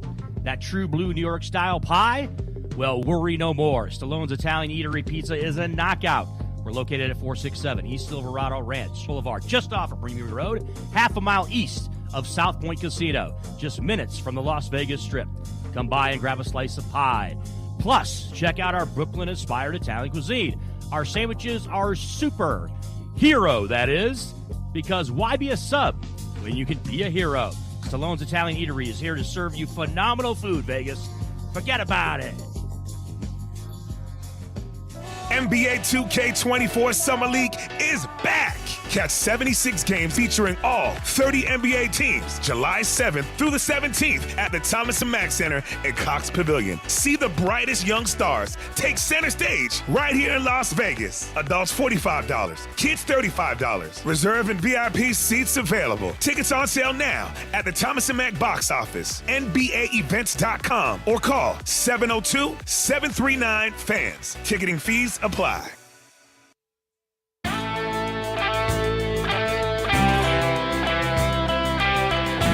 All right, welcome back. It is Pushing the Limits on a Wednesday. Thank you so much for joining us. I want to tell you guys about my favorite gaming bar in town, Jackson's Bar and Grill, located at Flamingo and Jones. Great promotions, including 2 days every week where if you hit 4 to the Royal, not the Royal, but 4 to the Royal, you get a chance to spin the wheel to win up to $3,000. How cool is that? Great promotions out there at Jackson's Bar and Grill. Great food, great atmosphere, just great people. Check them out, Jackson's Bar and Grill, Flamingo and Jones. Tell them I sent you. If you're not at Jackson's Bar and Grill, then you might be at the Thomas & Mack Center, possibly. Checking out NBA Summer League. It's incredible what this event has become. And the co-creator, the guy who really made the NBA Summer League what it is today. It's fascinating. It's incredible, and it's sold out. It's a tough ticket. Of course, I'm talking about longtime NBA agent Warren Ligari joining us right now on the line. Warren, thank you so much for joining us, my friend. How are you? Hey, I'm sorry I couldn't do it in person. I really apologize. Oh, don't worry. I always enjoy coming down there, driving across most of the western landscape to get there, but there are so many things to do to make this event still an eventful event. So Yeah. we're here working hard over the between the Cox and the Thomas and Mack. I love How it. you been? Okay. I've been doing okay, Warren. I appreciate you asking. Hanging in there, my friend. And you know, it's always so exciting because I'm such a basketball junkie, and it's such a great basketball city, as I'm sure you would agree. When you're not crushing people at table tennis, yes, you love that. That's true. I still remember kicking Daryl Morey's ass, but that's, you know, I think unfortunately he's trying to forget that. Okay. No, I love all the events, not just the basketball, but everything you guys do outside of the basketball and the fan interaction. Talk to me a little bit about this year. We've got some pretty high-profile draft picks that are going to be playing this year. Highly anticipated games, especially the first couple days. Warren, talk to me a little bit about that. You know, obviously the kid is, they're singing his praises and stuff, and we're trying to match it by being able to create a form by which he can launch hopefully his prolific future. But always remember, each and every year we always have a big star who will become a big star later on. They all start here innocently. They're all being challenged. Everybody always wonders, is this guy going to live up to his hype? And, we always talk about tomorrow's stars. Come and see them today. And if you look at this last year's All-Star game up in Utah, except for LeBron, who we only missed by 1 year because he played in Boston, right. Every other one of those guys who were in the All-Star game started here at Vegas. It's absolutely incredible. And, I want to talk about the pricing of tickets, which, correct me if I'm wrong, it's $40, right? And you get to watch how many games every day? I mean, it's insane for the most part until the last couple days, right? You have 2 games going on at the same time pretty much all day. Every time. We've created something unique in the way of doing summer leagues where we actually have games happening juxtaposed. So if you're not happy with what you're seeing, you have another choice. It starts, at 1 and 1:30 tomorrow, and it's I think tomorrow we got 9 games, usually no less than 8. So it's a great price point. Where else can you find a ticket value better than what we provide? And we don't even charge for air conditioning. We throw that in. Yeah, you're definitely going to need that, Warren. Is it true that these days are all sold out? Are there still ways of getting tickets? You know what? Right now we have sold out on Friday. I mean, it's to the point where the building people have said, look, there is a potential danger, so we have to stop. Because not only are there ticket sales, there's a tremendous amount of demand, from, current players around the league. They're coming out to see this extravaganza, and you've got veteran players who are retired are coming out. We had the highest amount of, in fact, they cut off the journalistic credentials. They said, look, we don't have any space left. So it's a full house. It's going to be more than full. And just basically Albert and I are going to be just hanging on for dear life to try to get this thing through. Warren, you must be very proud because your story, of how you got the Summer League in Vegas started is fascinating, inspiring, and you also dealt with some adversity. You had trouble getting this off the ground. You had to literally wait for David Stern a number of times, and he only gave you 5 minutes of his time. It was actually Adam Silver, I believe, that encouraged you to keep going with this, and then you eventually got it off the ground after some adversity. What made you believe in Vegas so much back in that time? Well, first of all, I don't know if you really want to put your audience to sleep. Serious? You want me to tell this story? All right. The shorter, entertaining version.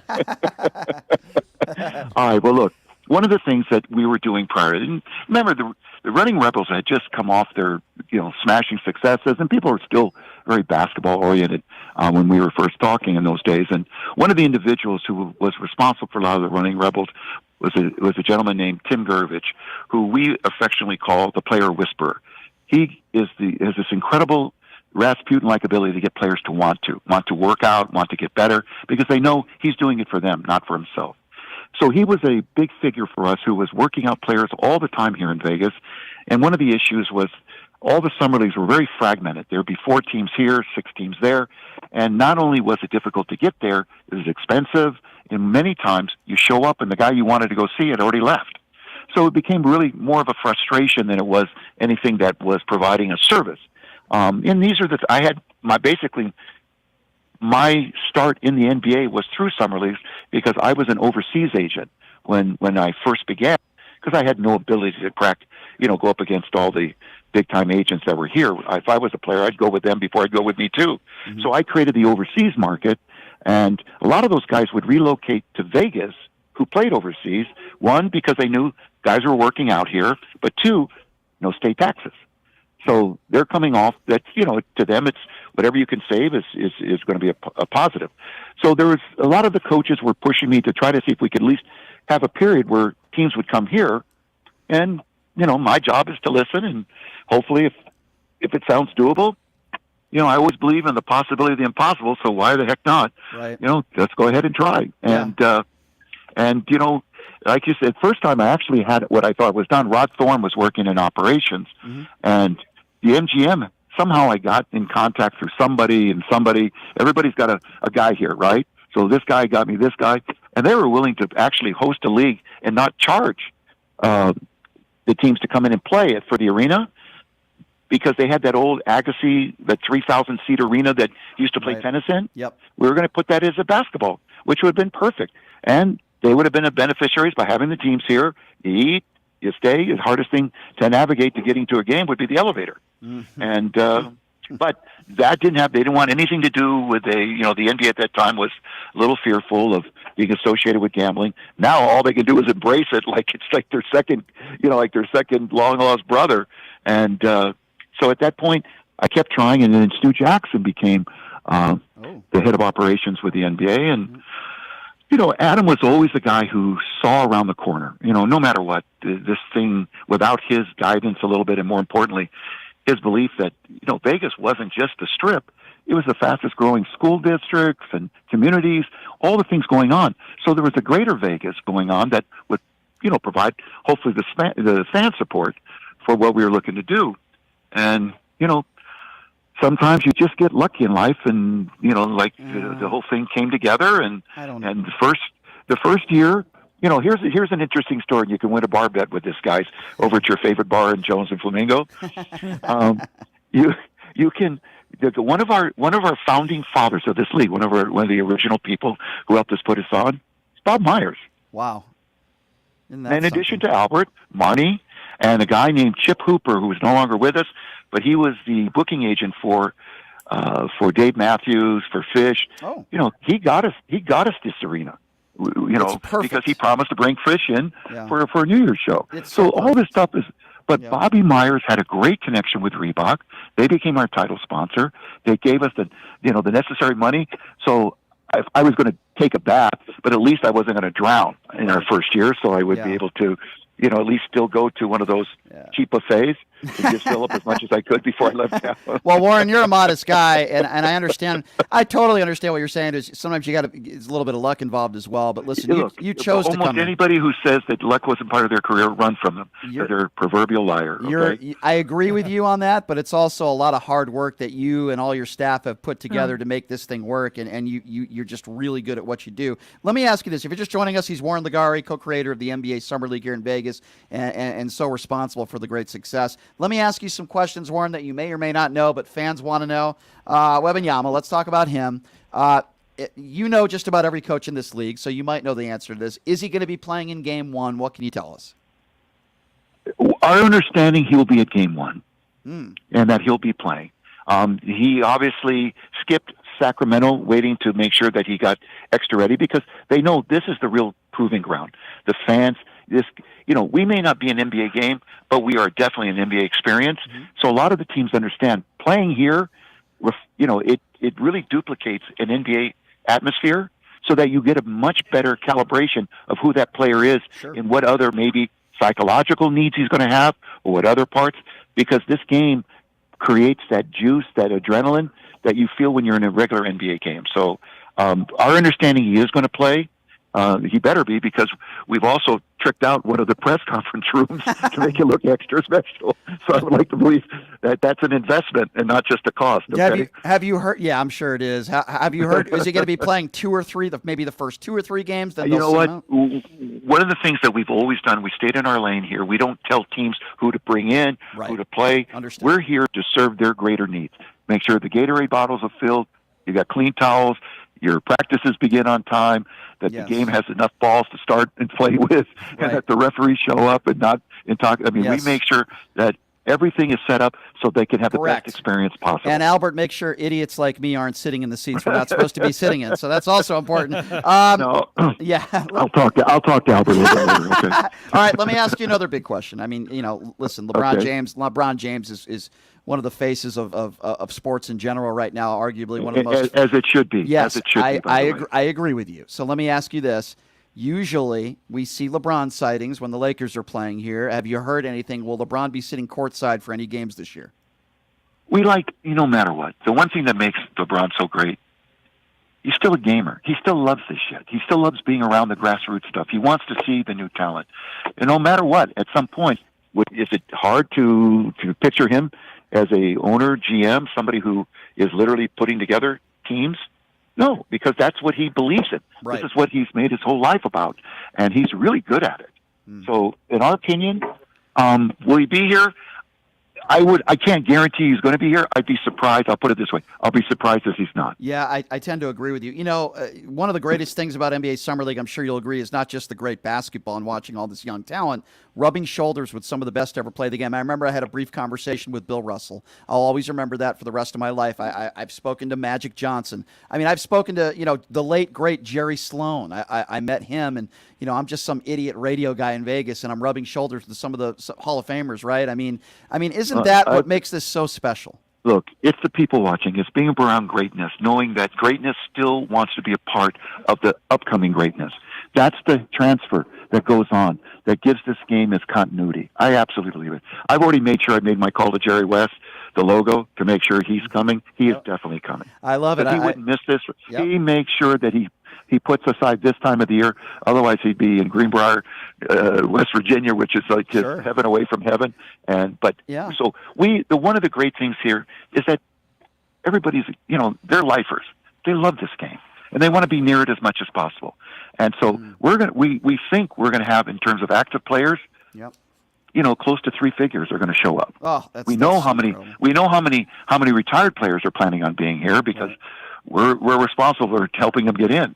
But the one thing is that, as you said, you can be walking through the concourse. Next thing you know, you're walking next to Danny Ainge going, how did you pull off that trade with Minnesota? And you know what he's going to do? He's going to give you an answer. Yeah, that's the best part of this. They're usually very personable, and the kids getting autographs, and it's so exciting for the kids. And gosh, back in the day when I was 8, 10 years old, I would have gone crazy for this. You know why? Because they're still fans at heart. They really are. Right. If they understand, there's an empathy gene in a guy like Danny. He identifies with the people who are in here because he was once one of those guys. Right. So That's I so can guarantee he's going to be here. I talked to him as well. So I call him the legend because he is a legend. Yeah, we talk golf sometimes when he's in town because he's a big golfer. Danny's a great guy, and of course I grew up a Celtics fan. All right, let me ask you a few quick. I know how busy you are, Warren. I don't want to keep you much longer. No. For you guys, I'll make all the time. We've been doing this for over a decade, haven't we, Warren? We've been doing this for a We while. have definitely been doing this. Warren's the best. I can't believe you're not tired of me. Not at all. That'd be like saying I'm tired of basketball. Not at all. Warren's the best. I got to ask you this. We've been talking about this for years about getting an NBA team here, right? You have a lot of insides when it comes to the NBA, and I keep hearing that there's going to be 2 expansion teams, one in Seattle, one in Vegas. Is there anything you can tell us? Like, what do you know, and when is this going to happen? Well, you know what? No matter what, that in the last 5 years, it's this town has grown up and become so professional. All the things that are happening here, it's as if there's one tentpole that's just able to umbrella all these different groups. Vegas has an appetite for the very best. That's what they want. And you can see why. It's one of the great places to live and to visit, to hang out. Every conceivable thing that you have an interest in, you'll find here. I think that if there was a chance, you'd want to look at that new group, the one who actually came out and said that they're not looking for any public money, the Liwicki group, Oakview. Yeah. I mean, look, they're pros. They know what they're doing. Sure. They've been in this a long time. Yep. They're a hard group to bet against, but just like whether LeBron's showing up, I ain't promising it, but it's hard to bet against it. Yeah, we had Jay Bloom in studio last week, billionaire. I know he's got Dr. J and George Gervin on his side to maybe bring a team here, so we'll have to wait and see what happens there. All right, a controversial question I want to ask you, and I want to get your thoughts on this. As an NBA agent, long time, you represent so many coaches. I've heard from all sorts of different races and different people that they've lost jobs and that even maybe they've gotten jobs where race was involved. Can you comment at all on that and where we're at today? Look, the things that go on in society, we can't say we're not impacted or influenced. You can't. Basketball is a living microcosm that, literally is part of the real life. And, the NBA does a really good job on trying to, to foster diversity, to give a lot of people that wouldn't normally get chances at least an opportunity to prove that they're capable of doing the job. But I think ultimately we're still a merit-based group that if you're good enough, you'll have a shot. And the one thing that I do know, because obviously I have to put clients, I try to offer different candidates for the openings. I don't feel like guys are not, taking one of my clients because they have an issue with one particular part of him or anything else. No, I think sometimes it's a matter of a fit. Yeah. You still have to be able to fit what that team needs. Yeah. And so, from my perspective, I don't feel that, but obviously I live in a small microcosm of my world. I know what I do with the people, and but from the standpoint of do I feel like the game was rigged? No, it's not pro wrestling. Understood. It's not. We're not there yet. Definitely not. Okay. Yeah, definitely not. Do you think there's any chance that Jeff Van Gundy coaches in the league again after losing his job? Do you think there's any chance? The question is does they really want it? And does it mean? Look, he had he had a job where you never lost a game. You won every game that you ever broadcasted. You were always. You went to the University of Hindsight, where everybody's Phi Beta Kappa. Right. That's true. You can see the end result. Hey, you should have done this. Should have done that. Yeah, I should have been 6'5". Didn't happen. It just doesn't. No, that's true. So I deal with my realities and stuff there. I don't know. I can't say that I'm very close with Jeff. So I don't know if that's the future or not. But broadcasting is sure one of the safest ways to coach. I can tell you that. You're probably right. I tend to agree with you. Did you ever think we'd get to a point now, Warren, in 2023 where you guys are so popular with this NBA Summer League that even though you still do a great job in promoting it, you don't even necessarily have to? It's that popular. Did you ever think we'd get to this point? First of all, anybody who rests on their laurels, or you're talking about a guy who's going to be like Jeff Van Gundy, you're going to be fired. So no, we don't. We don't rest it. No, we have billboards everywhere. We have summer league promotional stuff on hot dog carts in New York. in New York City. Oh, wow. True story. I didn't know that. We don't take anything for granted. We want to saturate that if you're not at Summer League, you're missing out on some great stories, great happenings, things that people are going to say, oh, you should have been there. Well, if you're not, you're going to suffer because of it. So, we still have billboards in L.A., we have billboards in Vegas. We still want people to know we care enough that we want you to always know about it. We'll never, ever take this league for granted. The only time I kind of feel bad for you at times, Warren, because you're so successful, but I feel like you never really get an opportunity to actually watch the basketball because you're always so damn busy. You're like a bird. You're like at this person, that person. How many hands do you think you shake on a daily basis at NBA Summer League? My job is to watch the game within the game. That's the game I get to see. Okay. Like, do you ever go back and like watch a game from like NBA TV, or you ever go, hey, I didn't get a chance to watch that game. Let me watch it. One of the things, though, we do go out late at night. We try to just grab a bite before we just fall asleep in the chair there. Right. But we always watch the replays, so we do get a chance. And it's, truly, you're like a proud papa watching something that's happening in front of you that you at least had a part in making it come to life. But the most important thing, I go, holy shit, that was a good. Oh, sorry guys, I didn't mean to go there. Go ahead. That's okay. Holy heck, that is a heck of a play. I'm sorry I didn't get a chance to see that. Yeah. So we do get a chance to review stuff. The thing I love watching, the top 10 plays at the end of the night. Oh yeah, go watch, because most of them are all Summer League plays. Yeah, that's right. They might have one or two softball highlights, but 8 out of 10 are NBA Summer League highlights. It's really incredible, isn't it? Or some random hot dog eating contest. But other than that, it's always right. Joey Chestnut. It really is. It really is incredible, Warren. Before I let you go, Wembanyama. Obviously, that's the huge. There's always a big story every year. Can you tell us that first game? What time is it? I'm assuming it's Friday. What time is that game, and where will it be? Well, I can't say the time because people can't get in. Who doesn't have a ticket already can't get in to see it anyhow. Oh. But I believe it's at 6 or so. I be honest with you, I haven't even looked at the schedule yet. I do that on Thursday because otherwise I have to go extra blueberries to make sure I don't forget stuff. Okay. Well, I can totally understand that, Warren. I look forward to seeing you and saying a quick 2-second hello because I know how busy you are. I can tell you this: the action begins at 1:00. That part I can tell you, and it doesn't stop until we turn off the lights. So correct me if I'm wrong. Is it 1:30 at the Thomas and Mack, and then the other gym it's 1? Is that what you guys are doing this year? That's generally it. Yeah. Yeah, and it's basically 2 games going on at the same time, which is so incredible. It's like I've never been in a situation where it's halftime of a basketball game, and then hey, let's go check that other game. I mean, it's just you can't. No, but that's a harmonic convergence of the concourse where people walking back and forth, and man, you should have seen it here, and your stories, and people meet new people, and because they have something in common, basketball, and it brings everybody together here, and it's a very community-like effect, and that if we're proud of one thing is bringing the world of basketball together in a joyful, a very productive, and meaningful. Yep. And let me be very clear on this and letting you go. When we do get an NBA team here, you're going to be a big reason why. I'm going to tell you that right now because they're going to look at what you did. It's a fact. You're modest, but they're going to look at what you did with NBA Summer. They're going to say, well, there's no question it's going to work now. Look at what Warren and Albert and the guys did with NBA Summer League. So I appreciate you for that. It'll be a long-distance call. I'll be in Costa Rica. So Warren, you're the best. I'll let you get back to work. I know how busy you are. I'll see you on Friday and say hello. And thank you for everything. Hey, looking forward to it. I hope people are still awake. Sorry, guys. They are. Always a great interview. Right. Warren Ligari, everybody. Guys, thanks, Warren. The creator of the NBA Summer League in Vegas. The guy has he's just an unbelievable promoter. He's just really good at what he does, and he knows everybody. His story's fantastic. His Rolodex is is bigger than probably anybody else. You're a little part of it. Well, Warren's a good dude, and I remember. So this is I'm going to tell this story on the air because you don't know this story, and I would imagine a lot of the listeners don't know.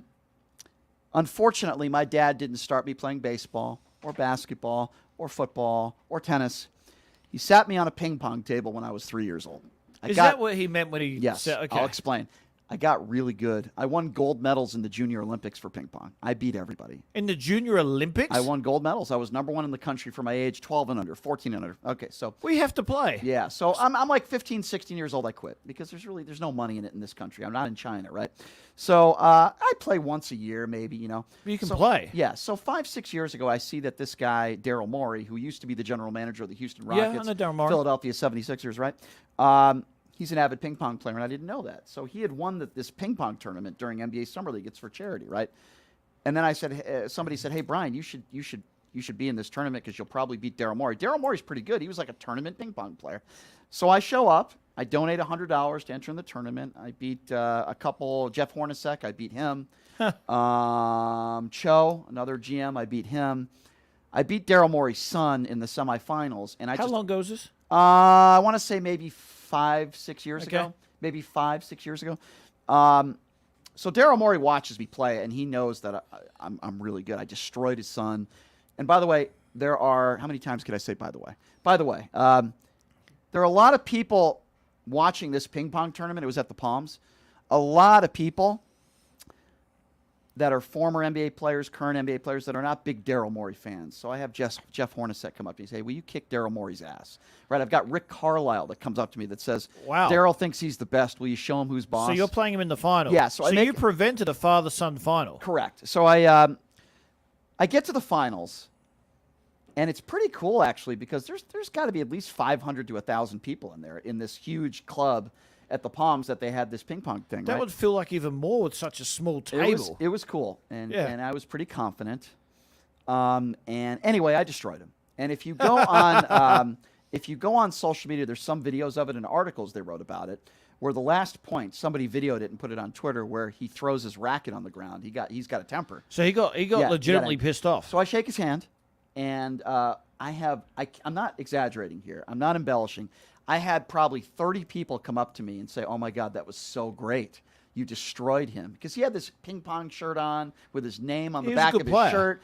He was okay. I mean, I could have beat him when I was 10 years old. He was okay. Oh, but he was better than, So you're a serious level of ping pong. Yeah, I mean, I played in tournaments and stuff, right? So anyway, I had all these people come up to me. Like I said, Hornacek, Rick Carlisle, all these, couple players, but mostly coaches. Right. Alvin Gentry. I had guys like that coming up to me. You had the spotlight. So for the next 2 weeks, I was like the hero at NBA Summer League, and that's how I met Warren. So Warren comes up to me, and he's like, he gives me a hug. He's like, you're the talk of the town. Daryl Morey thought he was this, and you just showed him. You gave it to him, and like Albert and all these guys are coming up to me for the next 2 weeks, and I'm like a hero.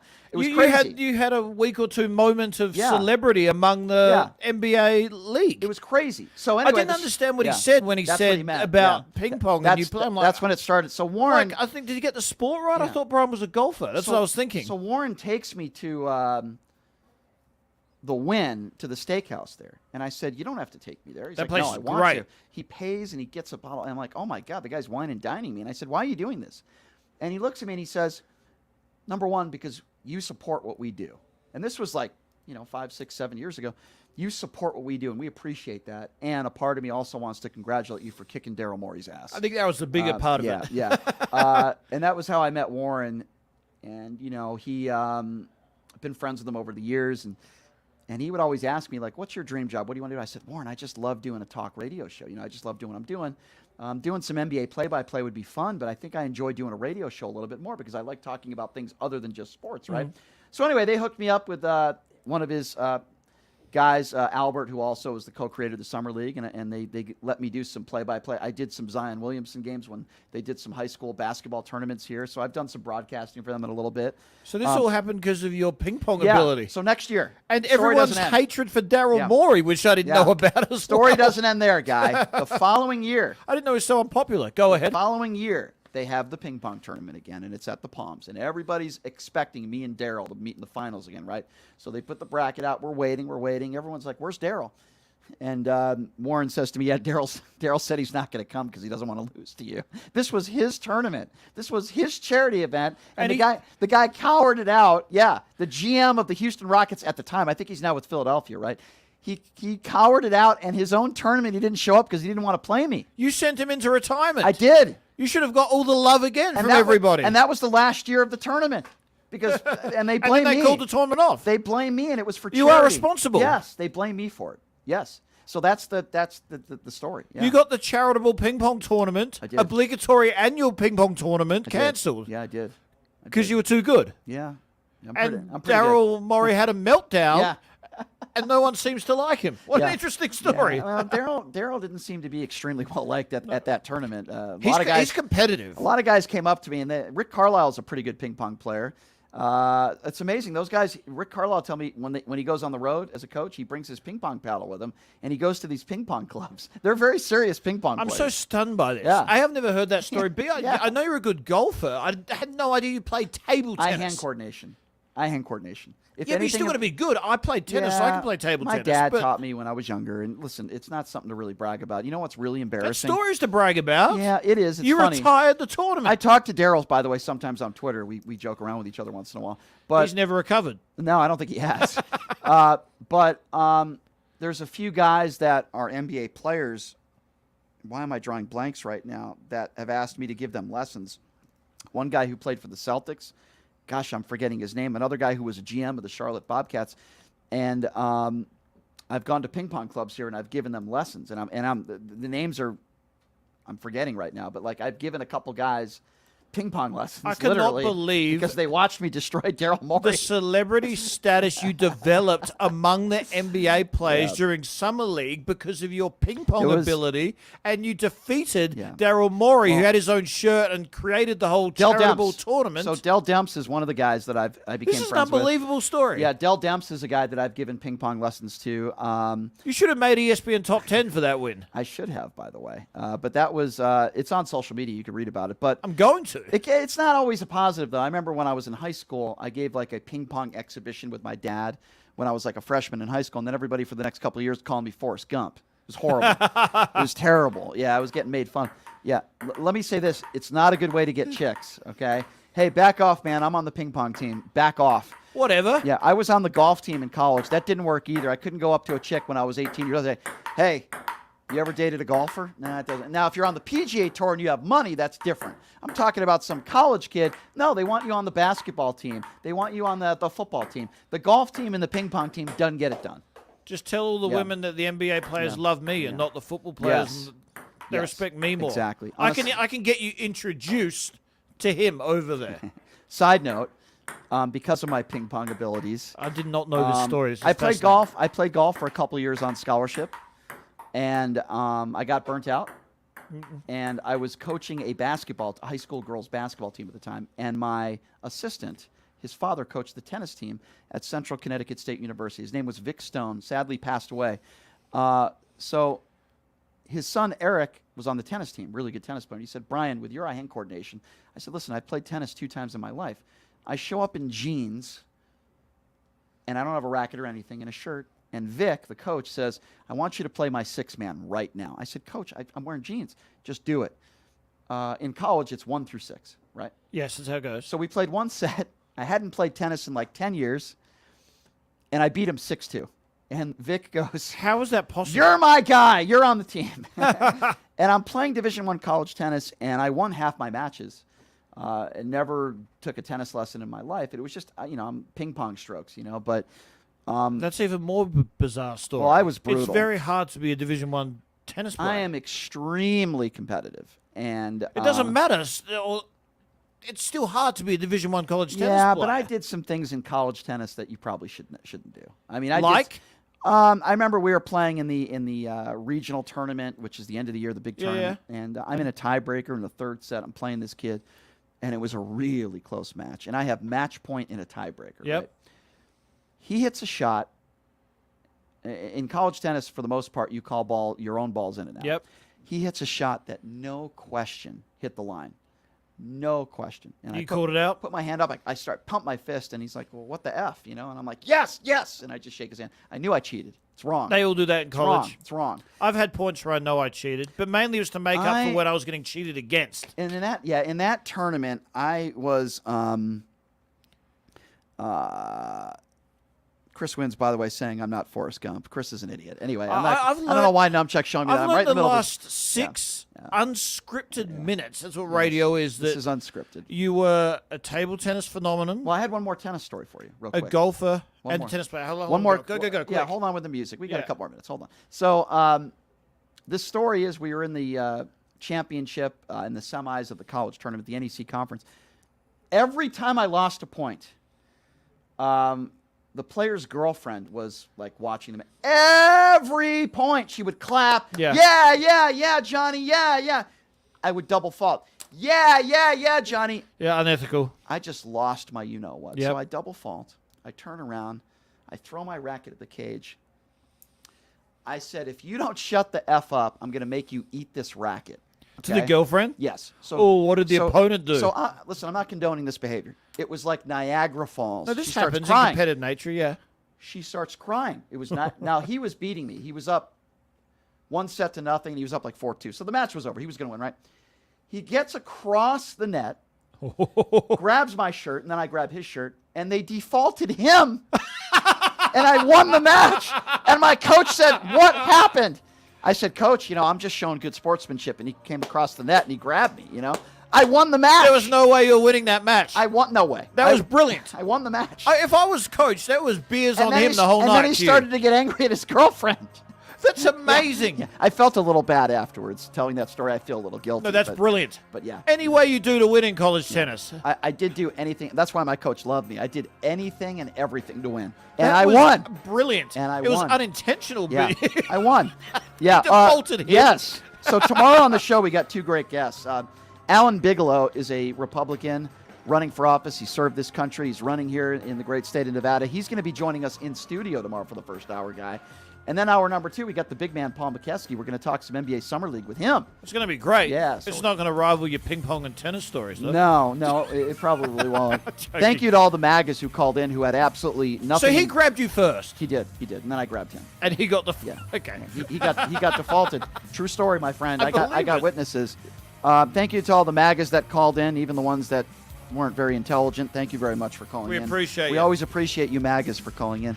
Guy, we will see you tomorrow. It's good to be back. Think of a random story like that, please. I got plenty of random stories, my friend. That was good stuff. Yes. Good luck to your dogs. If they need therapy, let me know. Yeah. I'm looking at you different all right now. Thank you. All right, everybody. Thanks for joining us. We'll see you tomorrow. Alan Bigelow joining us and Paul McKeskey. Have a great day, everybody.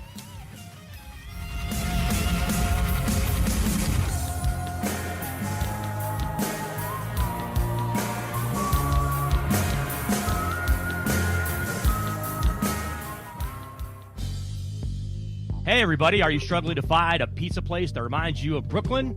That true blue New York style pie? Well, worry no more. Stallone's Italian Eatery Pizza is a knockout. We're located at 467 East Silverado Ranch Boulevard, just off of Premier Road, half a mile east of South Point Casino, just minutes from the Las Vegas Strip. Come by and grab a slice of pie. Plus, check out our Brooklyn-inspired Italian cuisine. Our sandwiches are super. Hero, that is. Because why be a sub when you can be a hero? Stallone's Italian Eatery is here to serve you phenomenal food, Vegas. Forget about it.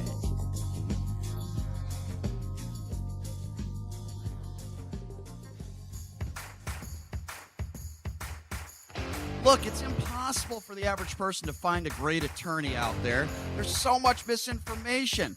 Now, let me introduce you to former Chief Deputy District Attorney Thomas Moskal. He was Las Vegas's top DUI prosecutor for years. He prosecuted the most high-profile DUI cases in Clark County.